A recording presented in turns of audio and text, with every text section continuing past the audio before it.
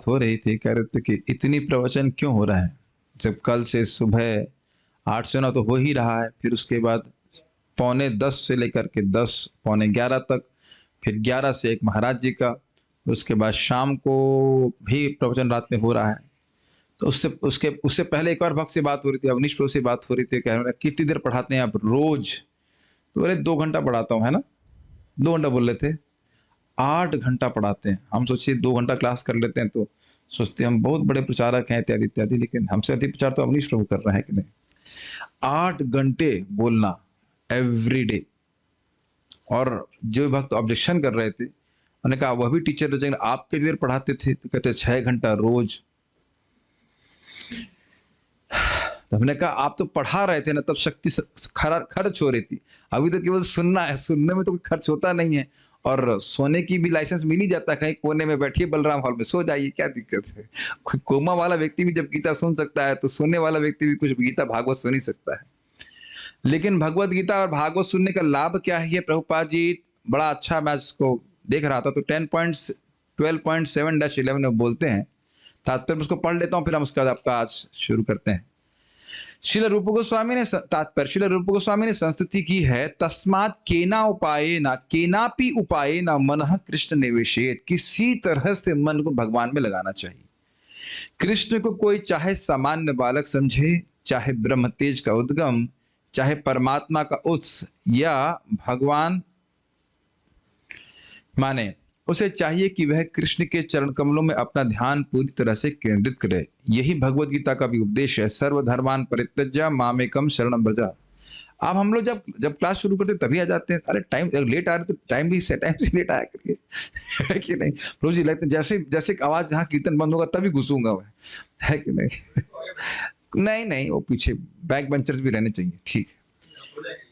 सोते नहीं है, सोने काम नहीं करते। कृष्ण तक सीधे पहुंचने का सरलतम साधन क्या लिखा है? श्रीमद् भागवत है। प्रभुपाद जी के शब्द, ईश्वरः सद्यो हृदय विरुद्धते प्रकृति भी सुसृष्ट भी तत्क्षणात्। यदि मनुष्य अपना थोड़ा भी ध्यान कृष्ण तथा उनके कार्यकलापों की ओर लगाए तो उसे जीवन की सर्वोच्च सिद्धि प्राप्त हो सकती है। क्या सुना आपने? थोड़ा सा ध्यान कृष्ण में लगाएगा, उनके कार्यकलापों में लगाए तो सर्वोच्च सिद्धि प्राप्त हो जाएगी। इसीलिए यहाँ पे हम भागवत का प्रसंग चलाते रहते हैं, क्योंकि गंगा बहती रहती है, नहाने वाले चेंज होते रहते हैं, समझ रहे हैं।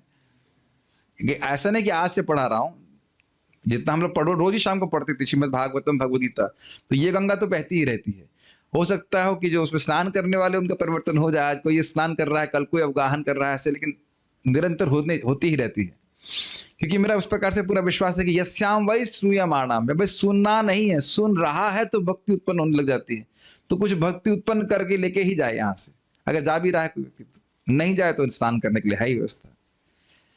कृष्ण भावनामृत आंदोलन का यही उद्देश्य है। क्या उद्देश्य है? लोगों को कृष्ण के कार्यकलापों के बारे में प्रामाणिक रूप से मालूम चले और वह मुक्त होकर भगवान के पास चले जाए। बहुत बड़ा उद्देश्य लेके चल रहे हैं, लेकिन प्रभुपाद जी बड़ा स्पष्ट बोल रहे हैं क्या उद्देश्य है। यही उद्देश्य, मतलब और कोई उद्देश्य नहीं है। Give people a chance to hear about Krishna, लोगों को प्रामाणिक रूप से कृष्ण के बारे में श्रवण करने का मौका मिला जाए। तो लोग तो अपने से जानते होंगे, तो प्रभुपाद जी कहते नहीं, लोकस्य जानतो विद्वांस चक्रे सात्व संहिता। लोग नहीं जानते हैं कि भगवान के बारे में जान करके मुक्त हो जाएंगे, इसलिए ये सात्व संहिता, ये परमहंस संहिता श्रीमद् भागवतम की रचना व्यासदेव जी ने की। अब देखिए सफलता का रहस्य प्रभुपाद क्या बता रहे हैं। सफलता का रहस्य समान लोगों को ज्ञात नहीं, इसलिए इस जगत के दीन जनों के प्रति दया भाव से विशेष रूप से इस कलयुग में श्रील व्यासदेव ने हमें श्रीमद् भागवतम प्रदान किया है। श्रीमद् भागवतम पुराण अमूलम यद वैष्णवानाम प्रियम। श्रीमद् भागवत ये अमल पुराण है, इसमें कर्म ज्ञान आदि का कोई मिश्रण नहीं है, ये वैष्णवों को प्रिय है। वे वैष्णव जन जो कुछ बढ़े चढ़े हैं, थोड़े उन्नत हैं, या जो भगवान की महिमा तथा शक्ति से भली भांति परिचित हैं, उनके लिए श्रीमद् भागवत प्रिय वैदिक ग्रंथ है। क्योंकि सारे भक्त तो भागवत में बैठते हों ऐसा कुछ नहीं देख रहे हैं, तो थोड़ा जो उन्नत हैं वह बैठते हैं भक्ति में, भागवत की कक्षा में। अंततः हमें इस शरीर को बदलना होगा। वैसे आज तो नहीं मरेंगे हम लोग, लेकिन तो श्योर है ना, आज तो कहाँ मर रहे हैं, नहीं मर रहे आज, लेकिन जब जब भी मरेंगे, मतलब अभी तो नहीं, से 100 साल के बाद इत्यादि से मरेंगे जब। अंडरस्टूड ना? अंततः हमें इस शरीर को बदलना होगा तथा देहांतर प्राप्ति। यदि हम भगवत गीता तथा श्रीमद् भागवत की परवाह नहीं करेंगे, तो अब ऐसा मत सोचिए कि मैं कोई हिडन मोटिव लेके बोल रहा हूँ, ये तो प्रभुपाद जी के तात्पर्य से है ना, हम तो कोई अपना तात्पर्य इसमें दिए नहीं ना, इसलिए हाईलाइट करते हैं। कहीं कोई आंख में कमजोरी हो तो दिखे नहीं, तो आप देख लीजिए क्या लिखा है, प्रभुपाद जी क्या कह रहे हैं। आपको ऐसा तो नहीं लग रहा कि मैं कुछ अपना, क्या कहते हैं ना, एक को क्या कहते हैं हिंदी में, कहते हैं उल्लू साधना होता है, उल्लू सीधा करना, अपना कोई प्रयोजन लेके तो नहीं बोल रहा हूँ ना। आपको लग रहा है कि मैं कुछ अभी तक कोई तात्पर्य नहीं दिया ना, तात्पर्य के ऊपर पढ़ रहा हूँ ना आपके सामने, मुझे पता है क्योंकि पढ़ेंगे भी नहीं लोग। कौन सा ग्रुप? व्हाट्सएप का ग्रुप? मुझे भी पता नहीं कि टेलीग्राम चल रहा है। मैं समझ गया कि इतने साल हो गए टेलीग्राम चल रहा है। कौन सा ग्रुप? व्हाट्सएप का? समझ गए। मुझे पता है कि लोग पढ़ेंगे नहीं। जो कुछ भी तैयारी करनी है, वैसे मतरा महात्मा में कोई भक्त लोग हिंदी में अनुवाद कर रहे हैं, मुझे लग रहा है कि वो भी कोई पढ़ेगा नहीं, खुद ही पढ़ाएंगे तो हाँ भाई आ जाएंगे सुनने के लिए, क्या फायदा है। तो कीड़ा भी मरता है मथुरा में तो भगवान की प्राप्ति करता है, तो पढ़ेंगे तो है नहीं, तो पढ़ाना ही पड़ेगा, तब जाके सुनेंगे। कोई बात नहीं, कोई बात नहीं, हमारी सेवा है। यदि हम भगवत गीता तथा श्रीमद् भागवत की परवाह नहीं करेंगे तो ना जाने हमें अगला शरीर कैसा मिले। आप अब इसको समझ सकते हैं, जब ज्ञान होगा भगवत गीता भागवत से तो समझ में आएगा कि जीवन में हम जो आज कर रहे हैं, अभी मैं कर रहा हूं, उसका प्रभाव आगे क्या होगा, है कि नहीं। और अगर भगवान की भक्ति करते रहेंगे तो भगवान के पास पहुंच जाएंगे। किंतु जो व्यक्ति इन दोनों ग्रंथों पर अटल रहता है, उसे अगले जीवन में क्या लिखा है, अवश्य ही कृष्ण की संगति प्राप्त होगी। तो आप देख सकते हैं कि जबरदस्ती अमृत पिलाया जा रहा है यहाँ पे, मतलब जो आश्रम में रह रहे हैं, नहीं आओगे तो जाओ यहां से, तो कहने का क्या प्रयोजन है। अमृत नहीं पीना चाहता तो जाओ यहां से। तो भले ही गुस्से में बोला जा रहा है, लेकिन बात तो अच्छी बोली जा रही है ना। कोई मान लीजिए ये सोने का माउस मारे आपके ऊपर, तो कहेंगे हाँ लाओ भाई 2 और मारो, मैं बहुत पतित हूं, और लाइए, है ना। बहुत बदतमीज हो, चलो ये ले सोने का माउस, गौरांग प्रभु कहते हैं सोने का माउस मारे, सोने की कोई वस्तु मारे, तो कहेंगे ठीक है, और मैं और पतित हूं, और मुझे पनिशमेंट दीजिए, 4 और मार दीजिए, ऐसे है कि बोलेंगे ना। लेकिन बात जो है वो देखिए क्या होता है, शुरुआत में हृदय शुद्ध नहीं होता तो समझ में नहीं आता कि कितना बड़ा कल्याण अपना कर रहा है। प्रभुपाद जी के इसके भागवत शब्द दिख रहे हैं, बहुत बड़ी बात। चलिए बहुत प्रवचन नहीं करेंगे, आगे मुझे अपना पढ़ाना है इसको। त्यक्त्वा देहम पुनर्जन्म नैति मामेति सुवर्जना। अतः सारे विश्व में श्रीमद् भागवत का वितरण धर्मज्ञों, दार्शनिकों, आध्यात्मवादियों तथा योगियों, यहाँ तक कि आम जनता के लिए एक महान कल्याण कार्य है। योगिनाम आप सर्वेशाम जन्म लाभा परम पुंसाम अंते नारायण स्मृति भागवत। यदि हम अपने जीवन के अंतिम क्षण में कृष्ण या नारायण का ये न कि न प्रकार स्मरण कर सकें तो हमारा जीवन सफल हो जाएगा। लेकिन जब तक भागवत नहीं सुनते हैं, भगवत गीता नहीं सुनते हैं, तो ऐसे अकस्मात स्वतःस्फूर्त भाव से कृष्ण का स्मरण नहीं होगा। चलिए अब हम लोग प्रवेश करते हैं, अपने रिवीजन फाइल में। तो ये तो सभी को पता होगा कि हम लोग 10वां अध्याय पढ़ रहे हैं, वो भी, और कौन सा स्कंद चल रहा है ये पता है, प्रथम स्कंद है। इतना तो सब भक्त जानते ही हैं। क्या प्रभु जी आप अपना इतना मजाक बनाते हैं, क्या सोचते हैं हम लोग ना बुद्धू हैं, हम इससे भी अधिक बुद्धू हैं। ठीक है, हम भूल सकते हैं, कुछ ही भूल सकते हैं, ठीक है। जब अपने स्वरूप को भूल सकते हैं तो कुछ ही भूल सकते हैं, इसमें क्या दिक्कत है। लेकिन जो भी है अभी हम लोग शुरू करते हैं और मजाक नहीं करेंगे। Let us start. तो सब लोग मेरे संग ही बोल पाएंगे, ठीक है। शौनक उवाच हत्वा स्वरिक्था स्पृथ आततायिनो युधिष्ठिरो धर्मभृतां वरिष्ठः सहानुजय प्रत्यवरुद्ध भोजनः कथम प्रवृत्तः किमकारषि ततः। तो इस श्लोक का लिंक पिछले अध्याय से है, जहां पे बात आई थी कि सुत गोस्वामी जी ने कहा कि जब भीष्मदेव शरीर छोड़ करके भगवान के धाम चले गए, फिर युधिष्ठिर जो है समझ गए, भीष्मदेव की बात सुन करके उनको धर्म का ज्ञान हो गया, और उन्होंने फिर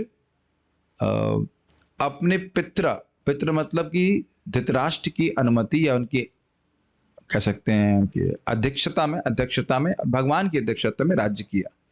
तो इस बात पे प्रश्न हो गया कि वह इतने लोगों को मार करके, वह तो धार्मिकों में सर्वश्रेष्ठ थे, तो इतने लोगों का हत्या हुई इस युद्ध में, तो वह तो खाना ही खाना छोड़ दिए थे उस दुख के कारण। तो उन्होंने राज्य किया कैसे, और किया तो कैसे किया? ठीक है, ये प्रश्न है। हत्वा स्वरिक्त स्पृध आतताइनो, जिन आतताइयों ने स्वरिक्त उनके धन को छीन लिया था, स्पृध मतलब छीन लिया था, तो उनको हत्वा, उनको मार करके युधिष्ठिर महाराज जो धर्मवृताम वरिष्ठ, जो धार्मिकों में सर्वश्रेष्ठ थे, और सहानुजय अर्थात अपने अनुज, अपने छोटे भाइयों के साथ वो भी उसी प्रकार से धर्मात्मा थे, और युधिष्ठिर महाराज प्रत्यवरुद्ध भोजना, जो अपना भोजन भी दुख के कारण त्याग दिए थे। एक एक अर्थ ले रहा हूं, बाकी तो अर्थ बहुत सारे थे। तो कथम प्रवृत्त, वह राज्य करने में कैसे प्रवृत्त हुए? समझ पा रहे हैं संस्कृत देख करके? और जब राज्य किया तो किम आकारशी ततः, ततः मतलब उसके बाद, जब उन्हें राज्य स्वीकार कर लिया तो किस प्रकार से राज्य किया? अब जो लोग प्रवचनों को सुने हैं उन्हें याद है कि जो व्यक्ति धार्मिक है वह अर्थशास्त्र के नियम को नहीं मानता है कि आतताइयों को मार देना चाहिए। वह तो यही मानता है कि किसी के प्रति हिंसा नहीं करनी चाहिए, और राजकाज करने में हिंसा करनी पड़ती ही है मैनेजमेंट में। तो कह रहे हैं धार्मिक व्यक्ति जब ऐसा अर्थशास्त्र की बात नहीं मानता, तो धार्मिकों में श्रेष्ठ युधिष्ठिर महाराज कैसे मानेंगे? याद आ रहा है सब बातें पढ़ाए थे। और क्या हो सकता है क्योंकि भाइयों ने जिद लगाई हो कि नहीं राज्य लीजिए राज्य लीजिए, कहते हैं ना, सहानुजय उनके भाई अर्जुन भी, भीम और बाकी भी, नकुल सहदेव, वह भी बहुत धार्मिक थे। तो वह तो ऐसा नहीं कर सकते कि जिद कर गए हो कि राज्य लीजिए। कोई भी राज्य नहीं चाहता था, इसकी व्याख्या वहां हुई है। तो किस प्रकार से युधिष्ठिर महाराज ने राज्य किया? ठीक है, लिंक समझ में आ गया? अगला देखते हैं। सूत उवाच वंशं कुरोर्वंशदवाग्निर्हृतं संरोहयित्वा भवभावनो हरिः निवेशयित्वा निजराज्य ईश्वरो युधिष्ठिरं प्रीतमना बभूवः। वंशम कुरोर्वंशदवाग्निर्हृतं, कुरोर्वंशम, कुरु महाराज का वंश, जो वंश की दावाग्नि अर्थात जो कुरु और पांडवों के बीच में झगड़ा हुआ था, वह उसको क्रोध, वह झगड़ा जो है वह क्रोध की अग्नि थी। और उसकी उपमा कैसे दे रहे हैं? जैसे बांसुर के झुरमुट में अग्नि लग जाए। ठीक है, तो सब याद ही होगा। निर्हृतम, जिससे कुरुवंश नष्ट हो गया था, तो ऐसे कुरुवंश को संरोहित्वा अर्थात शब्द क्या था वहां पे? पुनर्जीवित करके नहीं था, कुछ पुनः अंकुरित करके। किसके रूप में? परीक्षित महाराज के रूप में पुनः अंकुरित करके भगवान प्रीत मना भगुआ, भगवान बड़े प्रसन्न हुए थे। कैसे भगवान? भव भावनो हरि, अर्थात भव मतलब शिव जी एक अर्थ है, नहीं पहले एक सिंपल अर्थ लेते हैं, सीधा अर्थ यह है कि जो जगत का पालन करने वाले हैं। भव मतलब जगत और भावन मतलब पालन करने वाले हरि। तो जगत ठीक से चलता रहे, जगत का राज्य ठीक से चलता रहे, तो इसलिए भगवान ने परीक्षित महाराज की रक्षा करी और कुरुवंश पूरी तरह से नष्ट नहीं हुआ, इसलिए भगवान प्रसन्न हुए। और एक अर्थ यह है कि जो अपने भक्तों का उत्कर्ष चाहते ही हैं, ऐसे हरि, भूल गए? ठीक है। और एक अर्थ यह था कि जो शिव जी यानी भव मतलब शिव जी, उनको भी अपनी लीलाओं से आकृष्ट करते हैं, अपनी लीलाओं पर ध्यान करा लेते हैं, ऐसे हरि। अर्थात ये, इससे आशय यह है कि किस प्रकार से भगवान उत्तरा के गर्भ में जाकर के ब्रह्मास्त्र से रक्षा कर रहे हैं परीक्षित महाराज की। तो ऐसी विभिन्न कह सकते हैं कि आकर्षक अद्भुत लीलाओं पे शिव जी भी ध्यान करते हैं। ऐसे भव भावन हरि युधिष्ठिर महाराज को निवेशयित्वा अर्थात बैठा करके, कहाँ बैठा करके? निज राज्य। युधिष्ठिर महाराज को उनके निज राज्य पे बिठा करके ईश्वर अर्थात भगवान श्री कृष्ण प्रीत मना बभूवः, बड़े प्रसन्न हुए। तो आप कहेंगे ये कैसे उत्तर हुआ भाई? पूछा गया था कि युधिष्ठिर महाराज खाना खाना छोड़ दिए थे, तो राज्य कैसे स्वीकार करे? तो इसका तो उत्तर क्लियर नहीं आ रहा है कि भाई भगवान प्रसन्न हुए। तो उत्तर स्पष्ट समझ आ रहा है, भगवान को प्रसन्न करने के लिए युधिष्ठिर महाराज राज्य स्वीकार करे। वहां मैंने समझाया था, तो अब तो खाली एक रिविजन चल रहा है।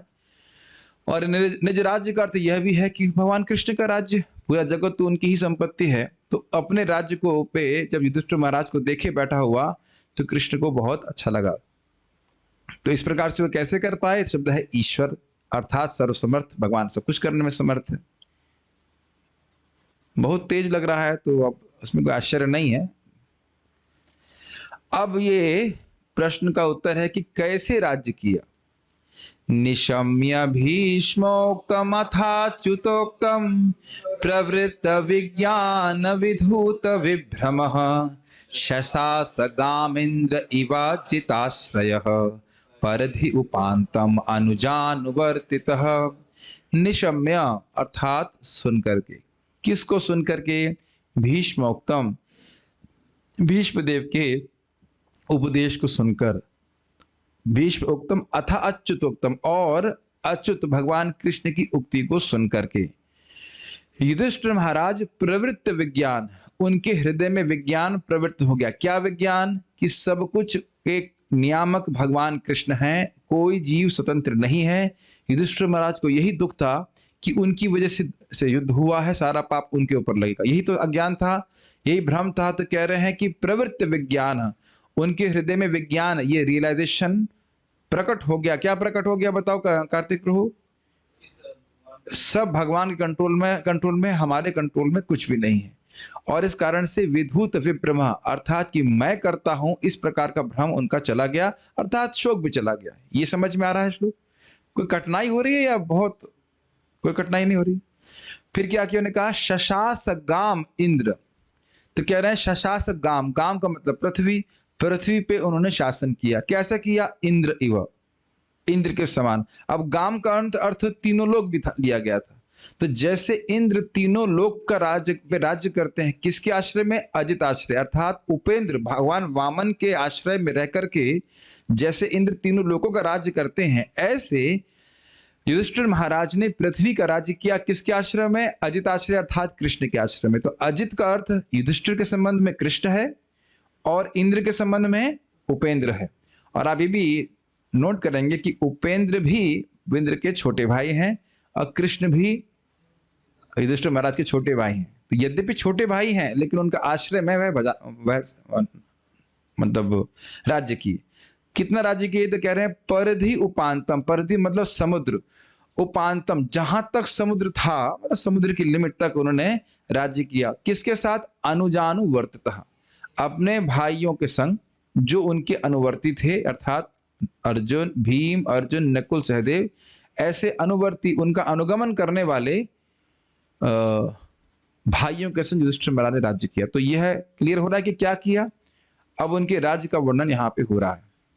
जब राज्य कर रहे थे तो क्या व्यवस्था थी? कामम ववर्ष पर्जन्य सर्व कामाधुघामहि शिशुः स्म व्रजान गावः पयसोध स्वतिर्मुदा। कामम वर्ष पर्जन्य, पर्जन्य अर्थात बादलों के अभिमानी देवता, जो बादल को नियामित करते हैं उनको पर्जन्य कहे जाते हैं। तो वह कामम वर्षा, जितनी आवश्यकता होती थी उतनी वर्षा करते थे, न अधिक न कम। और पृथ्वी क्या करती थी? सर्व काम दुगाम ही, जैसे एक गाय है, कामधेनु गाय, सब कुछ उसे जो इच्छित वस्तु व्यक्ति को प्राप्त हो जाती है, इस प्रकार से पृथ्वी मानो एक कामधेनु के रूप में हो गई और जिसकी जो इच्छा थी वो सब कुछ देने वाली हो गई। गायों के बारे में बोला जा रहा है कि गाय कितनी प्रसन्न थी। तो कह रहे हैं शिशु स्म व्रजान गावः, गावा अर्थात गाय। तो गाय के थन, अपने थन से जो दूध रिश्ता रहता था उससे वह चार गाहों को, जहां वो चरती थी, उसको गीला कर दे रही थी। तो सोचिए कि लोगों के पास दूध कितना हुआ करता होगा, है कि नहीं? क्यों ऐसा तो कहते हैं? पयस ओधस्वती, पयस मतलब दूध और ओधस्वती मतलब उनके थन में दूध बहुत बड़ा था और साथ ही साथ मुदा, वो बड़ी प्रसन्न थी। तो आपको याद हो कि हम लोग चर्चा की थी, गाय प्रसन्न है मतलब पूरी मानव जाति प्रसन्न है, इसलिए गायों की प्रसन्नता को यहाँ पे बोला जा रहा है। प्रभुपाद जी इसको बोलते हुए कि गायों की प्रसन्नता से आप समाज की उन्नत अवस्था का आकलन कर सकते हैं। ठीक है, I am going to fast और इज इट अंडरस्टैंडिंग? ठीक है। अब वहां पे जो प्राकृतिक संपदा है उसका वर्णन कर रहे हैं। नद्यः समुद्रा गिरयः स वनस्पति विरुधः फलन्ति औषधया सर्वा कामम अनुवृत्त तस्य वै नदी अर्थात नदियां, समुद्र मतलब समुद्र, गिरयः अर्थात पर्वत, स वनस्पति विरुद्धा, वनस्पति और विरुद्धा मतलब अन्न लताएं इत्यादि, फलंती वह सारा फल दिया करती थी ऋतु के अनुसार, सर्वः औषधि और औषधियां भी, कामम अनुवृतु तस्य वै ऋतु के अनुसार और इनकी कामम अर्थात युधिष्ठिर महाराज की इच्छा के अनुसार वह सब लोग अपना कर दिया करते थे। क्योंकि आपको याद है प्रजा मतलब केवल इंसान नहीं, जो भी जन्म ले रहा है, तो इतना युधिष्ठिर महाराज से प्रसन्न थे कि सब उनकी इच्छा के अनुसार ऋतु के अनुसार सब कुछ दिया करते थे। भाई जाड़े में गोभी ना हो तो दिक्कत आएगी कि नहीं आएगी? आजकल तो यही प्रयास किया जा रहा है कि गर्मी में गोभी हो जाए, हर समय गोभी खिलाते रहो, है कि नहीं? क्यों वही करना, तो हमेशा खिलाना चाहिए ना गोभी। खैर हमेशा तो नहीं खिलाते, लेकिन उनको बता रहा था किस प्रकार से जो गर्मी की गोभी होता है उसमें लिटरली जहर पड़ा रहता है। और आलू यानी आप क्या लौकिक बात की जाए, लेकिन ये है इस प्रकार से, जो भी आलू उगाते हैं वो जानते हैं, कह रहे हैं, मुझे बता रहे थे कि जो केमिकल डालता है उसमें वही 2 दिन तक बेहोश सा रहता है बिल्कुल। सोचिए खाने वालों की क्या हालत होगी। तो इस प्रकार से आप देख रहे हैं कि कोई आजकल कहाँ सब्जी और फल इत्यादि हो रहा है। तो यहाँ पे युधिष्ठिर महाराज के राज्य में सब कुछ एकदम सब कुछ टाइम से होता था, क्योंकि अभी आप जानते हैं कि सब के सब व्यक्ति हैं। समुद्र के देवता हैं कि नहीं? समुद्र के देवता हैं, नदी है, और समुद्र क्या उपहार दिया करते थे? मणि इत्यादि, मणियां और रत्न सब दिया करते थे। और ऐसा कुछ नहीं कि सब कुछ सरकार का है, इतना मात्रा में होता था कि सब लोग उठा के ले जाते थे। वैसे कभी कभी मेरे मन में आता कि मणि का प्रयोजन क्या? मणि से तो पेट भी नहीं भरता, मणि के पीछे क्यों जाना चाहिए? श्रृंगार के लिए, पारक्य सेव देहस्य, जिस कुत्ते जिस शरीर को कुत्ता और श्रृंगार खाने वाले हैं उसको क्या सजाना है? कृष्ण की प्रसन्नता के लिए। अब मुझे कुछ समझ, मुझे सोने और मणि का कोई प्रयोजन समझ में नहीं आता। भाई चलो कुछ खाओगे तो शरीर में लगता है, कोई अच्छा भी लगता है, सोना पहनने से क्या लगता है? प्रभु जी आप साधु लोग हैं, क्या समझेंगे आप असली बात। मुझे तो कोई प्रयोजन, कुछ पता नहीं कैसे खुशी होती है, I don't understand what is the point. Anyways, अच्छा चलो भाई, प्राकृतिक संपदा थी तो हॉस्पिटल के बारे में क्या सोचा है? कितने हॉस्पिटल थे युधिष्ठिर महाराज के? एक भी हॉस्पिटल नहीं था। एमबीबीएस कोई करता ही नहीं था। ठीक है कि नहीं?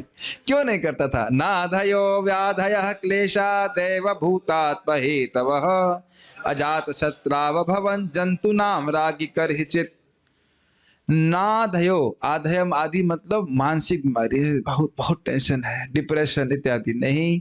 व्याधा मतलब शरीर की व्याधि, क्लेश मतलब ठंडी गर्मी सब परेशानी, और देव भूत आत्म हेतवः आदि दैविक आदि भौतिक आध्यात्मिक जो कारण है, उसकी जिन कारण है वो कोई क्लेश किसी को नहीं सता देती। तो हमारे लिए मतलब अचिंत्य है, ऐसे कैसे हो सकता है?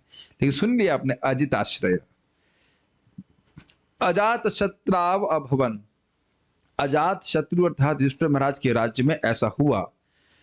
जंतु नाम राग की करहिचित, उनके राज्य में किसी भी जंतु को भी यह परेशानी नहीं होती थी। जंतु मतलब किसी जीव जंतु को, इंसानों की बात नहीं करी। तुरंत हम लोग प्रोसेस करेंगे हाँ इंसान लोग सुखी होंगे, लेकिन ऐसा नहीं। इंसान हो, गाय हो, चाहे कुछ भी छोटे से छोटे जीव को भी ये तीनों ताप नहीं सताते थे। अविश्वसनीय बात लगती है कि नहीं?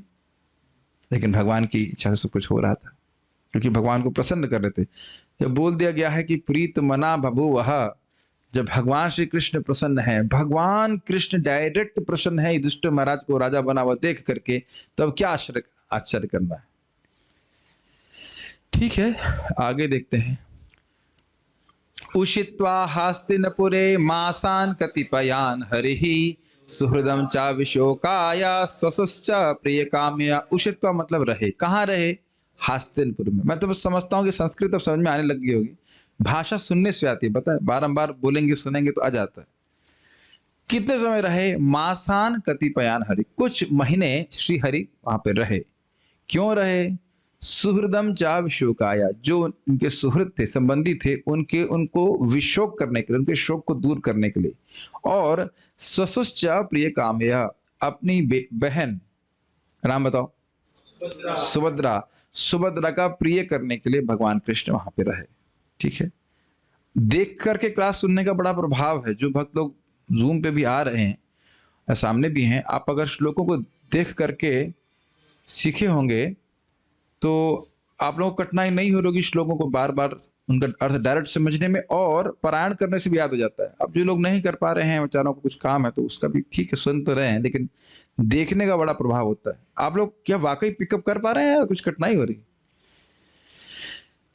आमंत्र्य चाभ्यनुज्ञातः परिष्वज्याभिवाद्यतम् आरुरोहम रथम कैश्चित् परिष्वक्तोऽभिवादितः। आमंत्र, मंत्रणा मतलब आमंत्रण नहीं, यहाँ पे है परमिशन लेकर के कि अब मैं चल सकता हूं क्या। भगवान कृष्ण युधिष्ठिर महाराज से परमिशन ले रहे हैं, सौराट हैं लेकिन परमिशन ले रहे हैं कि मैं चलता हूं, अब चलना चाहिए। चा अभ्य अनुज्ञाता, और उन्होंने परमिशन दी भी थी, हाँ ठीक है आप जाइए, जा सकते हैं। परिष्वज्य, परिष्वज्य अर्थ क्या है? आलिंगन करके, आलिंगन करके अभिवाद्य, और उनका अभिनंदन करके। तम अर्थात युधिष्ठिर महाराज। तो युधिष्ठिर महाराज से परमिशन लिया कि मैं चल सकता हूँ क्या। युधिष्ठिर महाराज ने परमिशन दे दी कि हाँ आप, परमिशन मतलब हिंदी में आज्ञा दे दी, हाँ जाइए। परिष्वज्य, उनको आलिंगन की, उनका अभिवादन की, और उसके बाद अब जा रहे हैं। आरुरोह रथम, अपने रथ पे आरूढ़ हुए। कौन आरूढ़ हुए? भगवान कृष्ण। कैश्चित परिष्वक्त, और कैश्चित मतलब अन्य लोग ने भी भगवान का आलिंगन किया और उनका अभिवादन किया। इस प्रकार से वह होकर के रथ पे आरूढ़ हो गए। सुभद्रा द्रौपदी कुंती विराट तनया तथा गांधारी धृतराष्ट्रश्चा युत्सुर गौतमो यमौ। दोनों श्लोकों बोली तो समझ में आएगा। विरकोदरश्च धौम्यश्च श्रियो मत्स्य सुतादयः न से हिरे विमुह्यन्तो विरहम शारंग धन्वनः। तो जिन लोगों का नाम यहाँ पे रखा जा रहा है, अब वो देख रहे हैं कि कृष्ण जा रहे हैं, तो उनके विरह में वह बेहोश हो रहे हैं, और इसमें अर्जुन का नाम नहीं है, क्योंकि अर्जुन कृष्ण के साथ जा रहे हैं। सुभद्रा, सुभद्रा भगवान कृष्ण की बहन, अर्जुन की पत्नी, अभिमन्यु की माँ, द्रौपदी जानते ही हैं, कुंती आप जानते ही हैं, विराट तनया अर्थात उत्तरा अर्थात अभिमन्यु की पत्नी और परीक्षित महाराज की माँ, तथा गांधारी जानते हो, धृतराष्ट्र आप जानते हो। युयुत्सु धृतराष्ट्र के पुत्र थे एक वैश्य पत्नी से। गौतमो अर्थात कृपाचार्य, और यमौ मतलब दो, तो यानी कि नकुल और सहदेव ये। उसके बाद है वृकोदर अर्थात जिनका पेट में वृक नाम की अग्नि थी अर्थात भीम। धौम्य ऋषि। स्त्रियों, स्त्रियां मतलब अन्य स्त्रियां। मत्स्य सुतादयः, मत्स्य सुता मतलब हो गया सत्यवती या उत्तरा। उत्तरा को भी मत्स्य सुता कहेंगे, तो आप कहेंगे दो बार उत्तरा क्यों है? क्योंकि उनका भगवान से विशेष प्रेम है, क्योंकि उत्तरा के गर्भ में भगवान प्रवेश करके रक्षा किए थे। तो ये दो अर्थ यहाँ पे लिए गए हैं। न से हिरे शारंग धन्वनः विरहम नासेरे। शारंग भगवान, शारंग धन अर्थात भगवान कृष्ण जो सारंग धनु उठाते हैं अपने हाथ में, उनका, उनके विरह को वह नहीं सह पाए और विहमोयन्ते मतलब पछाड़ होकर गिर रहे थे, बेहोश हो रहे थे। ये सारे लोगों को जिनका नाम रखा गया है वे भगवान से विरह सहन नहीं कर पा रहे थे, सहन ना कर पाने के कारण बेहोश हो जा रहे थे। तो अब कोई कहे कि अरे ऐसा क्या है भाई, अब इतना विरह अनुभव करने की क्या जरूरत है? तो उसको कैमुत्य नाय तो समझा रहे हैं। सत्संगान मुक्त दुह संगो हातुम नो सहते बुधः कीर्त्यमानम यशो यस्य सकृदा कर्ण रोचनम। बुधः जो सद असद विवेकी है, जो सार असार का विवेक रखता है, ऐसा व्यक्ति सत्संगान भक्तों के संग से मुक्त दुसंगो, दुसंग से मुक्त हो गया है। दुसंग का मुक्त हो गया है अर्थात पुत्र परिवार की आसक्ति से जो मुक्त हो गया है। हातुम नोत्सहते बुधा, वह छोड़ नहीं पाता, सहन नहीं कर पाता। क्या सहन नहीं कर पाता है? कीर्तमानम यशो यस्य, यस्य जिनके यश मतलब कृष्ण का यश जब कीर्तिमान हो, भक्तों के द्वारा बोला जा रहा है, उनका यश बोला जा रहा हो, तो उसको छोड़ना नहीं चाहता है। कितनी बार कहते हैं सकृद आकर्ण, एक बार भी सुन ले, लेकिन अगर वह दुसंग नहीं कर रहा है, गलत लोगों का संग नहीं कर रहा है और भक्तों के संग में आता है, तो एक बार सुनने मात्र से उसको इतनी रुचि हो जाती है कि वह छोड़ना नहीं चाहता है। अर्थात अगर दुसंग कर रहा है तो संभावना है कि छोड़ दे, लेकिन अगर दुसंग नहीं कर रहा है तो कृष्ण कथा इतनी आकर्षक है व्यक्ति छोड़ नहीं पाता। कहते हैं ना हातुम हातुम न उत्सहित, वो सहन नहीं कर सकता है, वह नहीं कर सकता है कृष्ण कथा को श्रवण किए बिना। क्यों? रोचनम, क्योंकि इतनी रुचि लगती। तो कृष्ण कथा में जब इतनी रुचि है तो अब बताइए क्या मित्र समझ में आ गया कि जिन भगवान के संग रहे हैं, बातचीत की है, खाए हैं, उन भगवान के विरह कैसे सहन कर लेते बताइए। तो इसी को अगले श्लोक में बोले। क्या मित्र समझ रहे हैं? जब गंगा जी में ऊंट डूब जाता है तो इंसान तो डूब ही जाएगा, उसी इसको कैमित्य न्याय कहते हैं। तो ये समझ में आ रहा है, जिन भगवान की कथा भी व्यक्ति नहीं छोड़ पाता है, वह व्यक्ति जो सत्संग के कारण दुसंग से मुक्त हो गया है। तो अब जो शुद्ध भक्त हैं भगवान के, जिनका नाम अभी लिया गया, सुभद्रा, द्रौपदी, कुंती इत्यादि, और वह भगवान का संग साक्षात प्राप्त कर रहे हैं, तो अब कितना आकर्षण कृष्ण में होगा, वो कैसे उनका विरह सहन कर लेंगे। क्या मैं तो समझ में आ गया? इस कारण से वह भगवान के विरह में मोहित हो रहे थे, बेहोश हो रहे थे, समझ नहीं आ रहा था क्या करें। तो इसलिए बोल रहे हैं तस्मिन्यस्तधियः पार्थाः सहेरन् विहरम कथम दर्शन स्पर्श संलाप शयानासन भोजनै। तस्मिन् न्यस्तधियः पार्थाः, पार्था का अर्थ क्या हुआ? पार्था के, पृथा के सभी पुत्र। तो इस प्रकार से जिनकी बुद्धि न्यस्त थी, धी मतलब बुद्धि, तो तस्मिन न्यस्त बुद्धिया बुद्धि, जिनकी बुद्धि भगवान में ही निष्ठ थी, तस्मिन मतलब उन भगवान में ही निष्ठ थी। और बुद्धि का अर्थ आप जानते, बुद्धि मतलब योजना बनाने वाला का भाग। तो हमेशा वह योजना बनाते कृष्ण को कैसे सुखी रखेंगे। तो ऐसे पांडव तो कृष्ण में ही उनकी बुद्धि लगी हुई थी। सहेरन विरह कथम, वह कृष्ण का विरह कैसे सहन कर पाते बताइए। कुछ कठिनाई हो रही, समझ में आ रहा है? जब कोई व्यक्ति दुसंग से मुक्त हो और भक्तों के संग में आकर भगवान की कथा को नहीं छोड़ पा रहा है, तो जिनकी बुद्धि भगवान में ही लगी है, प्रेमी है भगवान के, वो पांडव भगवान के विरह कैसे सहन कर लेंगे जरा बताइए। फिर भी आप कहेंगे अर्जुन को तो नहीं हो रहा था, अर्जुन को तो नहीं होगा क्योंकि अर्जुन तो साथ में चल रहे हैं। लेकिन पांडव का अर्थ यहाँ पे होगा कि जो लोग रह रहे थे और भगवान के संग नहीं जा रहे थे, उनकी बात हो रही।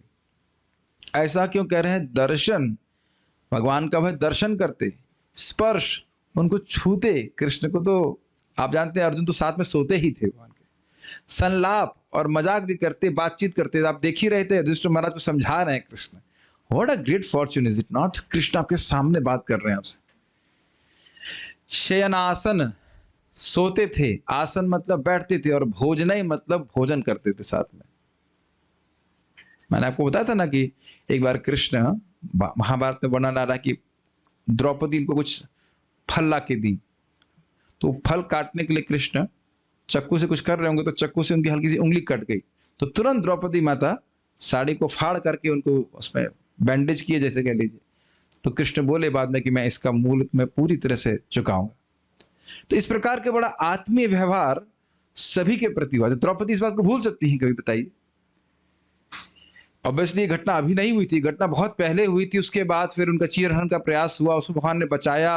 तो कोई व्यक्ति कृष्ण के उपकार को भूल सकता है? ये ध्यान दीजिएगा कि शुद्ध भक्तों में कृतज्ञता का गुण होता है। 36,000 साल के बाद भी ध्रुव महाराज को याद रहा कि मेरी माँ ने मुझे विष्णु के पास जाने का उपदेश दिया था, है कि नहीं? 36,000 साल बाद कौन किसको याद रखता है? मैं सोचा था उनकी माँ भी तब तक जिंदा थी। ये इंटरेस्टिंग बात है, सत्युग की बात है। हाँ, लेकिन क्या आपको इसमें कोई आश्चर्य नहीं लगता? 36,000 साल पहले किसी ने आपको बताया हो कृष्ण के बारे में। प्रीचिंग करना बहुत अच्छी बात है। कौन व्यक्ति कौन कितना बड़ा भक्त बन जाएगा और आपको स्मरण करे, हाँ वो तो उन्हें बताया था, तो उसी की तरह से हम पहुंच जाए। लेकिन हम खाली बात कर रहे थे कि भक्तों में अत्यंत कृतज्ञता होती, शुद्ध भक्तों की बात कर रहे हैं। तो इस प्रकार से कृष्ण के उपकार, कृष्ण की बातें कैसे वो भूल सकते हैं? ठीक है, ये आपको याद ही होगा कि माता कुंती भी इस प्रकार से कृष्ण के उपकारों को स्मरण कर रही होंगी। नहीं प्रभु जी, स्मरण रखना हमारा कुछ हमारा काम नहीं है। हम केवल इतना स्मरण करते हैं कि आज वह ब्रेकफास्ट क्या मिला, उसके बाद लंच के बाद, उसको वो भी याद नहीं रखते। अब तो वो भी याद नहीं रहता है, श्लोक कैसे याद रखेंगे? ये सब पढ़ाया था कि नहीं पढ़ाया था? कुंती महारानी स्मरण कर रहे हैं ना उपकार भगवान के। ठीक है, तो किस प्रकार से मोहित हो रहे हैं जरा देखिए। सर्वे ते निमिषैर अक्षयस्तमनुद्रुत चेतसः वीक्षन्तः स्नेह संबद्धा विचेलुस्तत्र तत्र। सर्वे ते, वे सभी, अनिमिषैर अक्षर, एकदम बिल्कुल एकटक। एकटक समझते हैं, आंखें बिल्कुल झपकाए बिना। अनिमिष समझते हैं, निमिष मतलब झपकाना, और अनिमिष मतलब बिल्कुल बिना झपकाए कृष्ण को देख रहे हैं। तम अनुद्रुत चेतसः, उनकी चित्त पिघल गया है और कृष्ण के पीछे पीछे चल रहा है। जहां कृष्ण जा रहे हैं उधर ही देख रहे हैं कृष्ण कहां जा रहे हैं। ठीक है। श्रील प्रभुपाद जी उसका अनुवाद किए हैं कि अनुराग रूपी पात्र में उनका चित्त पिघल गया था। कुछ याद आ रहा हो तो। वीक्षन्तः, और वह कृष्ण को देख रहे थे। स्नेह संबद्धा, क्योंकि उनका वह कृष्ण से स्नेह के द्वारा संबद्ध थे। किसी को स्नेह समझ में नहीं आया था कल, तो हम लोग बात करते स्नेह शब्द चिकनेपन, घी जैसे चिकना होता है तो पिघला हुआ घी नीचे की ओर बहता है। तो जैसे उसी प्रकार से स्नेह जो है वह जो हमारा स्नेह का पात्र है उसकी तरफ बहता है। तो कह रहे स्नेह संबद्धा, अर्थात उन सभी का संबंध भगवान कृष्ण से स्नेह का था। भगवान कृष्ण के प्रति स्नेह था तो उनका चित्त उधर ही भाग रहा था। और विचेलु तत्र तत्र, विचेलु मतलब इधर उधर भाग रहे थे वो, कि कृष्ण जा रहे हैं, कोई आरती के लिए सामान ला रहा है, कोई कुछ ला रहा है, कोई कुछ ला रहा है। तो सब लोग कैसे इंग्लिश में कहेंगे बिविल्डर्ड से हो गए थे, क्या करना क्या करना, इस प्रकार से अफरा तफरी कहेंगे का समान शब्दों में कहें तो इधर उधर भाग रहे थे कि कृष्ण के पीछे पीछे भाग रहे थे। कृष्ण जा रहे हैं तो कुछ देना है, इत्यादि इत्यादि, इस प्रकार से। अब स्त्रियों का वर्णन है। न्यरुंधन उद्गलद बाष्पम औत्कंठ्या देवकी सुते निर्यात्य गरान्नो भद्रम इति स्याद् बांधव स्त्रियः। संस्कृत थोड़ा सा ठीक से लिखे होते तो ठीक है, कोई बात नहीं। न्यरुंधन उद्गलद वाष्पम, वाष्पम का अर्थ होता है उद्गलद, उद्गलद मतलब उमड़ रहे हैं, और वाष्पम मतलब आंसू। तो द्वारका की जो स्त्री, क्षमा कीजिए, हस्तिनापुर की जो स्त्रियां हैं उनके बंधु स्त्रियां जिनका कृष्ण से संबंध था बंधु के रूप में, तो कह रहे हैं उद्गलद वाष्पम, उनकी आंखों में आंसू उमड़ रहा है। न्यरुंधन, उसको वो रोक रही है। न्यरुंधन मतलब बड़ी कठिनाई से रोक रही है, रुक रहा नहीं है लेकिन आंसू उमड़ रहा है इस प्रकार से कृष्ण के विरह के कारण। तो कृष्ण के विरह के कारण आंसू उमड़ रहा है लेकिन उसको रोक रही हैं। और आंसू क्यों उमड़ रहा है? औत्कंठ्या देवकी सुते, उत्कंठा हो रही है, कृष्ण को देखने की इच्छा हुई। देवकी सुते मतलब कृष्ण। निर्याति अर्थात कृष्ण जा रहे हैं। अगरान, अगरान मतलब हुआ हाँ महल से, तो महल से बाहर आ रहे हैं कृष्ण, एक अर्थ है। ये कहते हैं वो स्त्रियां भी महल से, महल इससे कृष्ण, स्त्रियां महल से बाहर नहीं आई थी, कृष्ण बाहर आ रहे थे। निर्याति अगरान, तो जो महल से कृष्ण बाहर आ रहे हैं, अब जा रहे हैं, रथ पे आरूढ़ होकर के जाएंगे, तो उनका अभद्रमिति, हमारे आंसू अगर इस समय आए तो इससे कृष्ण का अभद्र होगा।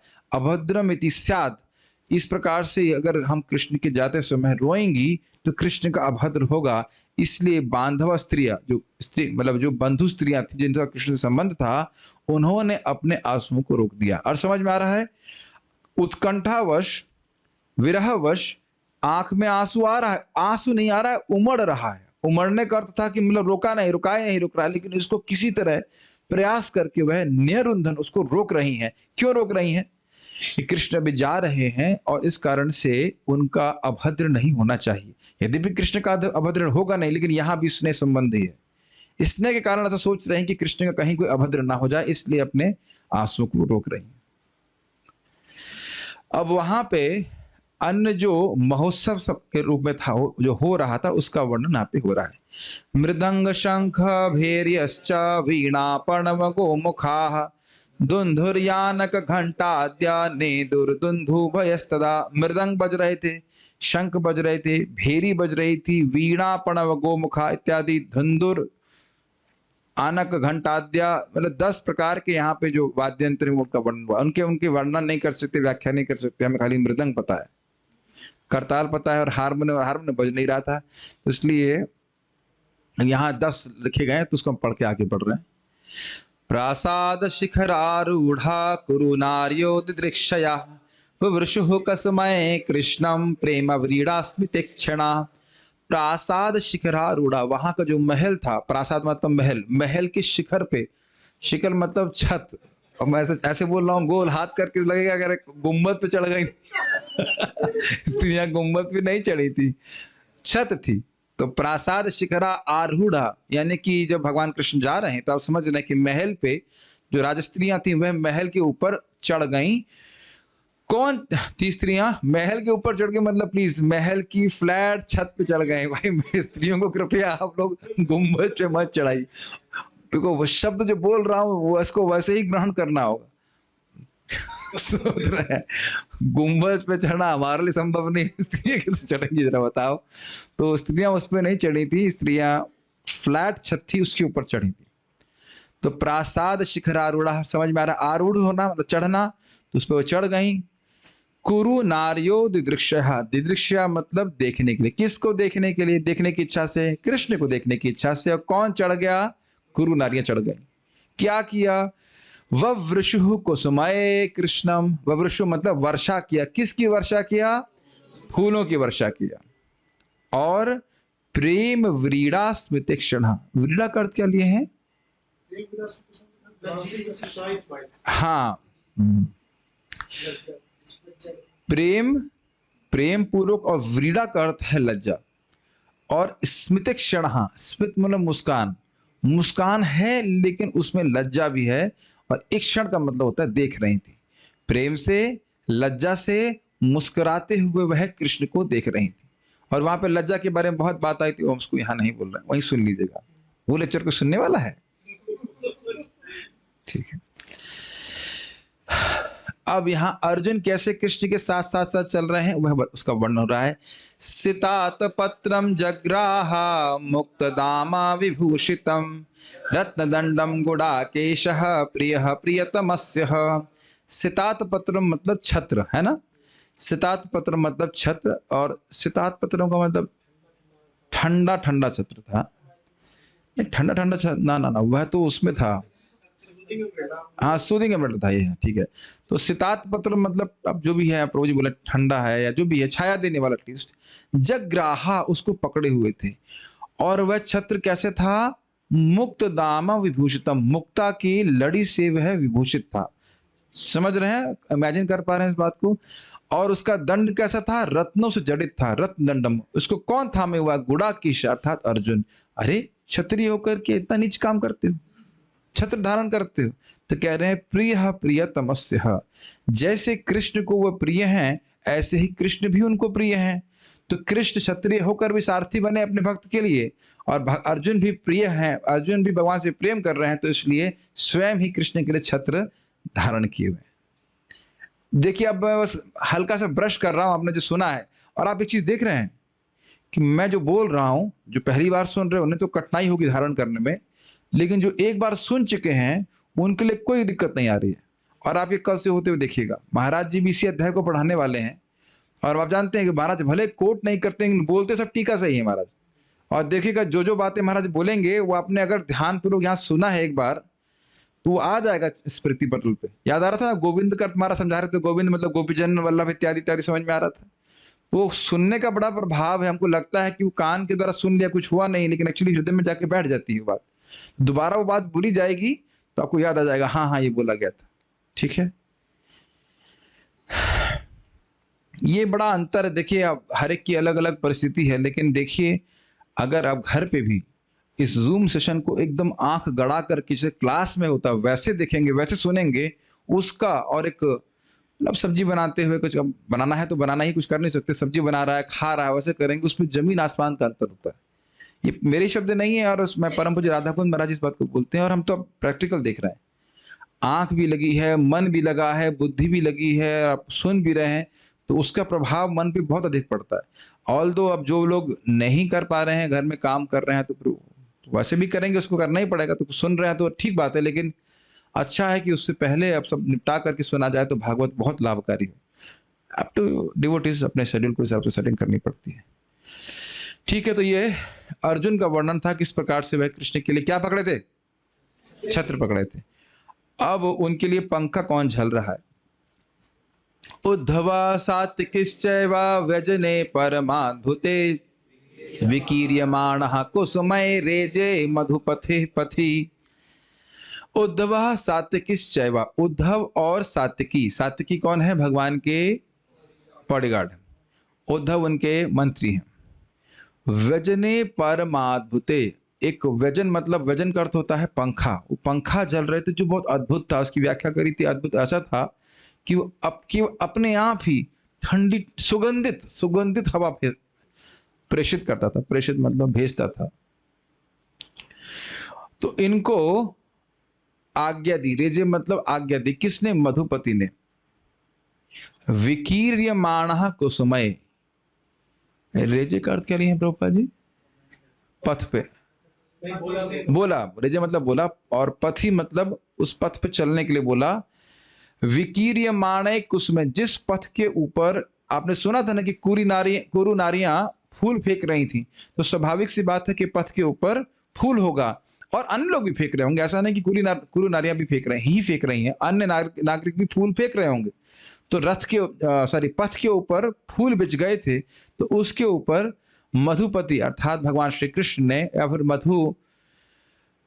मधुवंश के स्वामी भगवान कृष्ण ने उद्धव और सात्विकी को कहा कि चला जाए इसके ऊपर।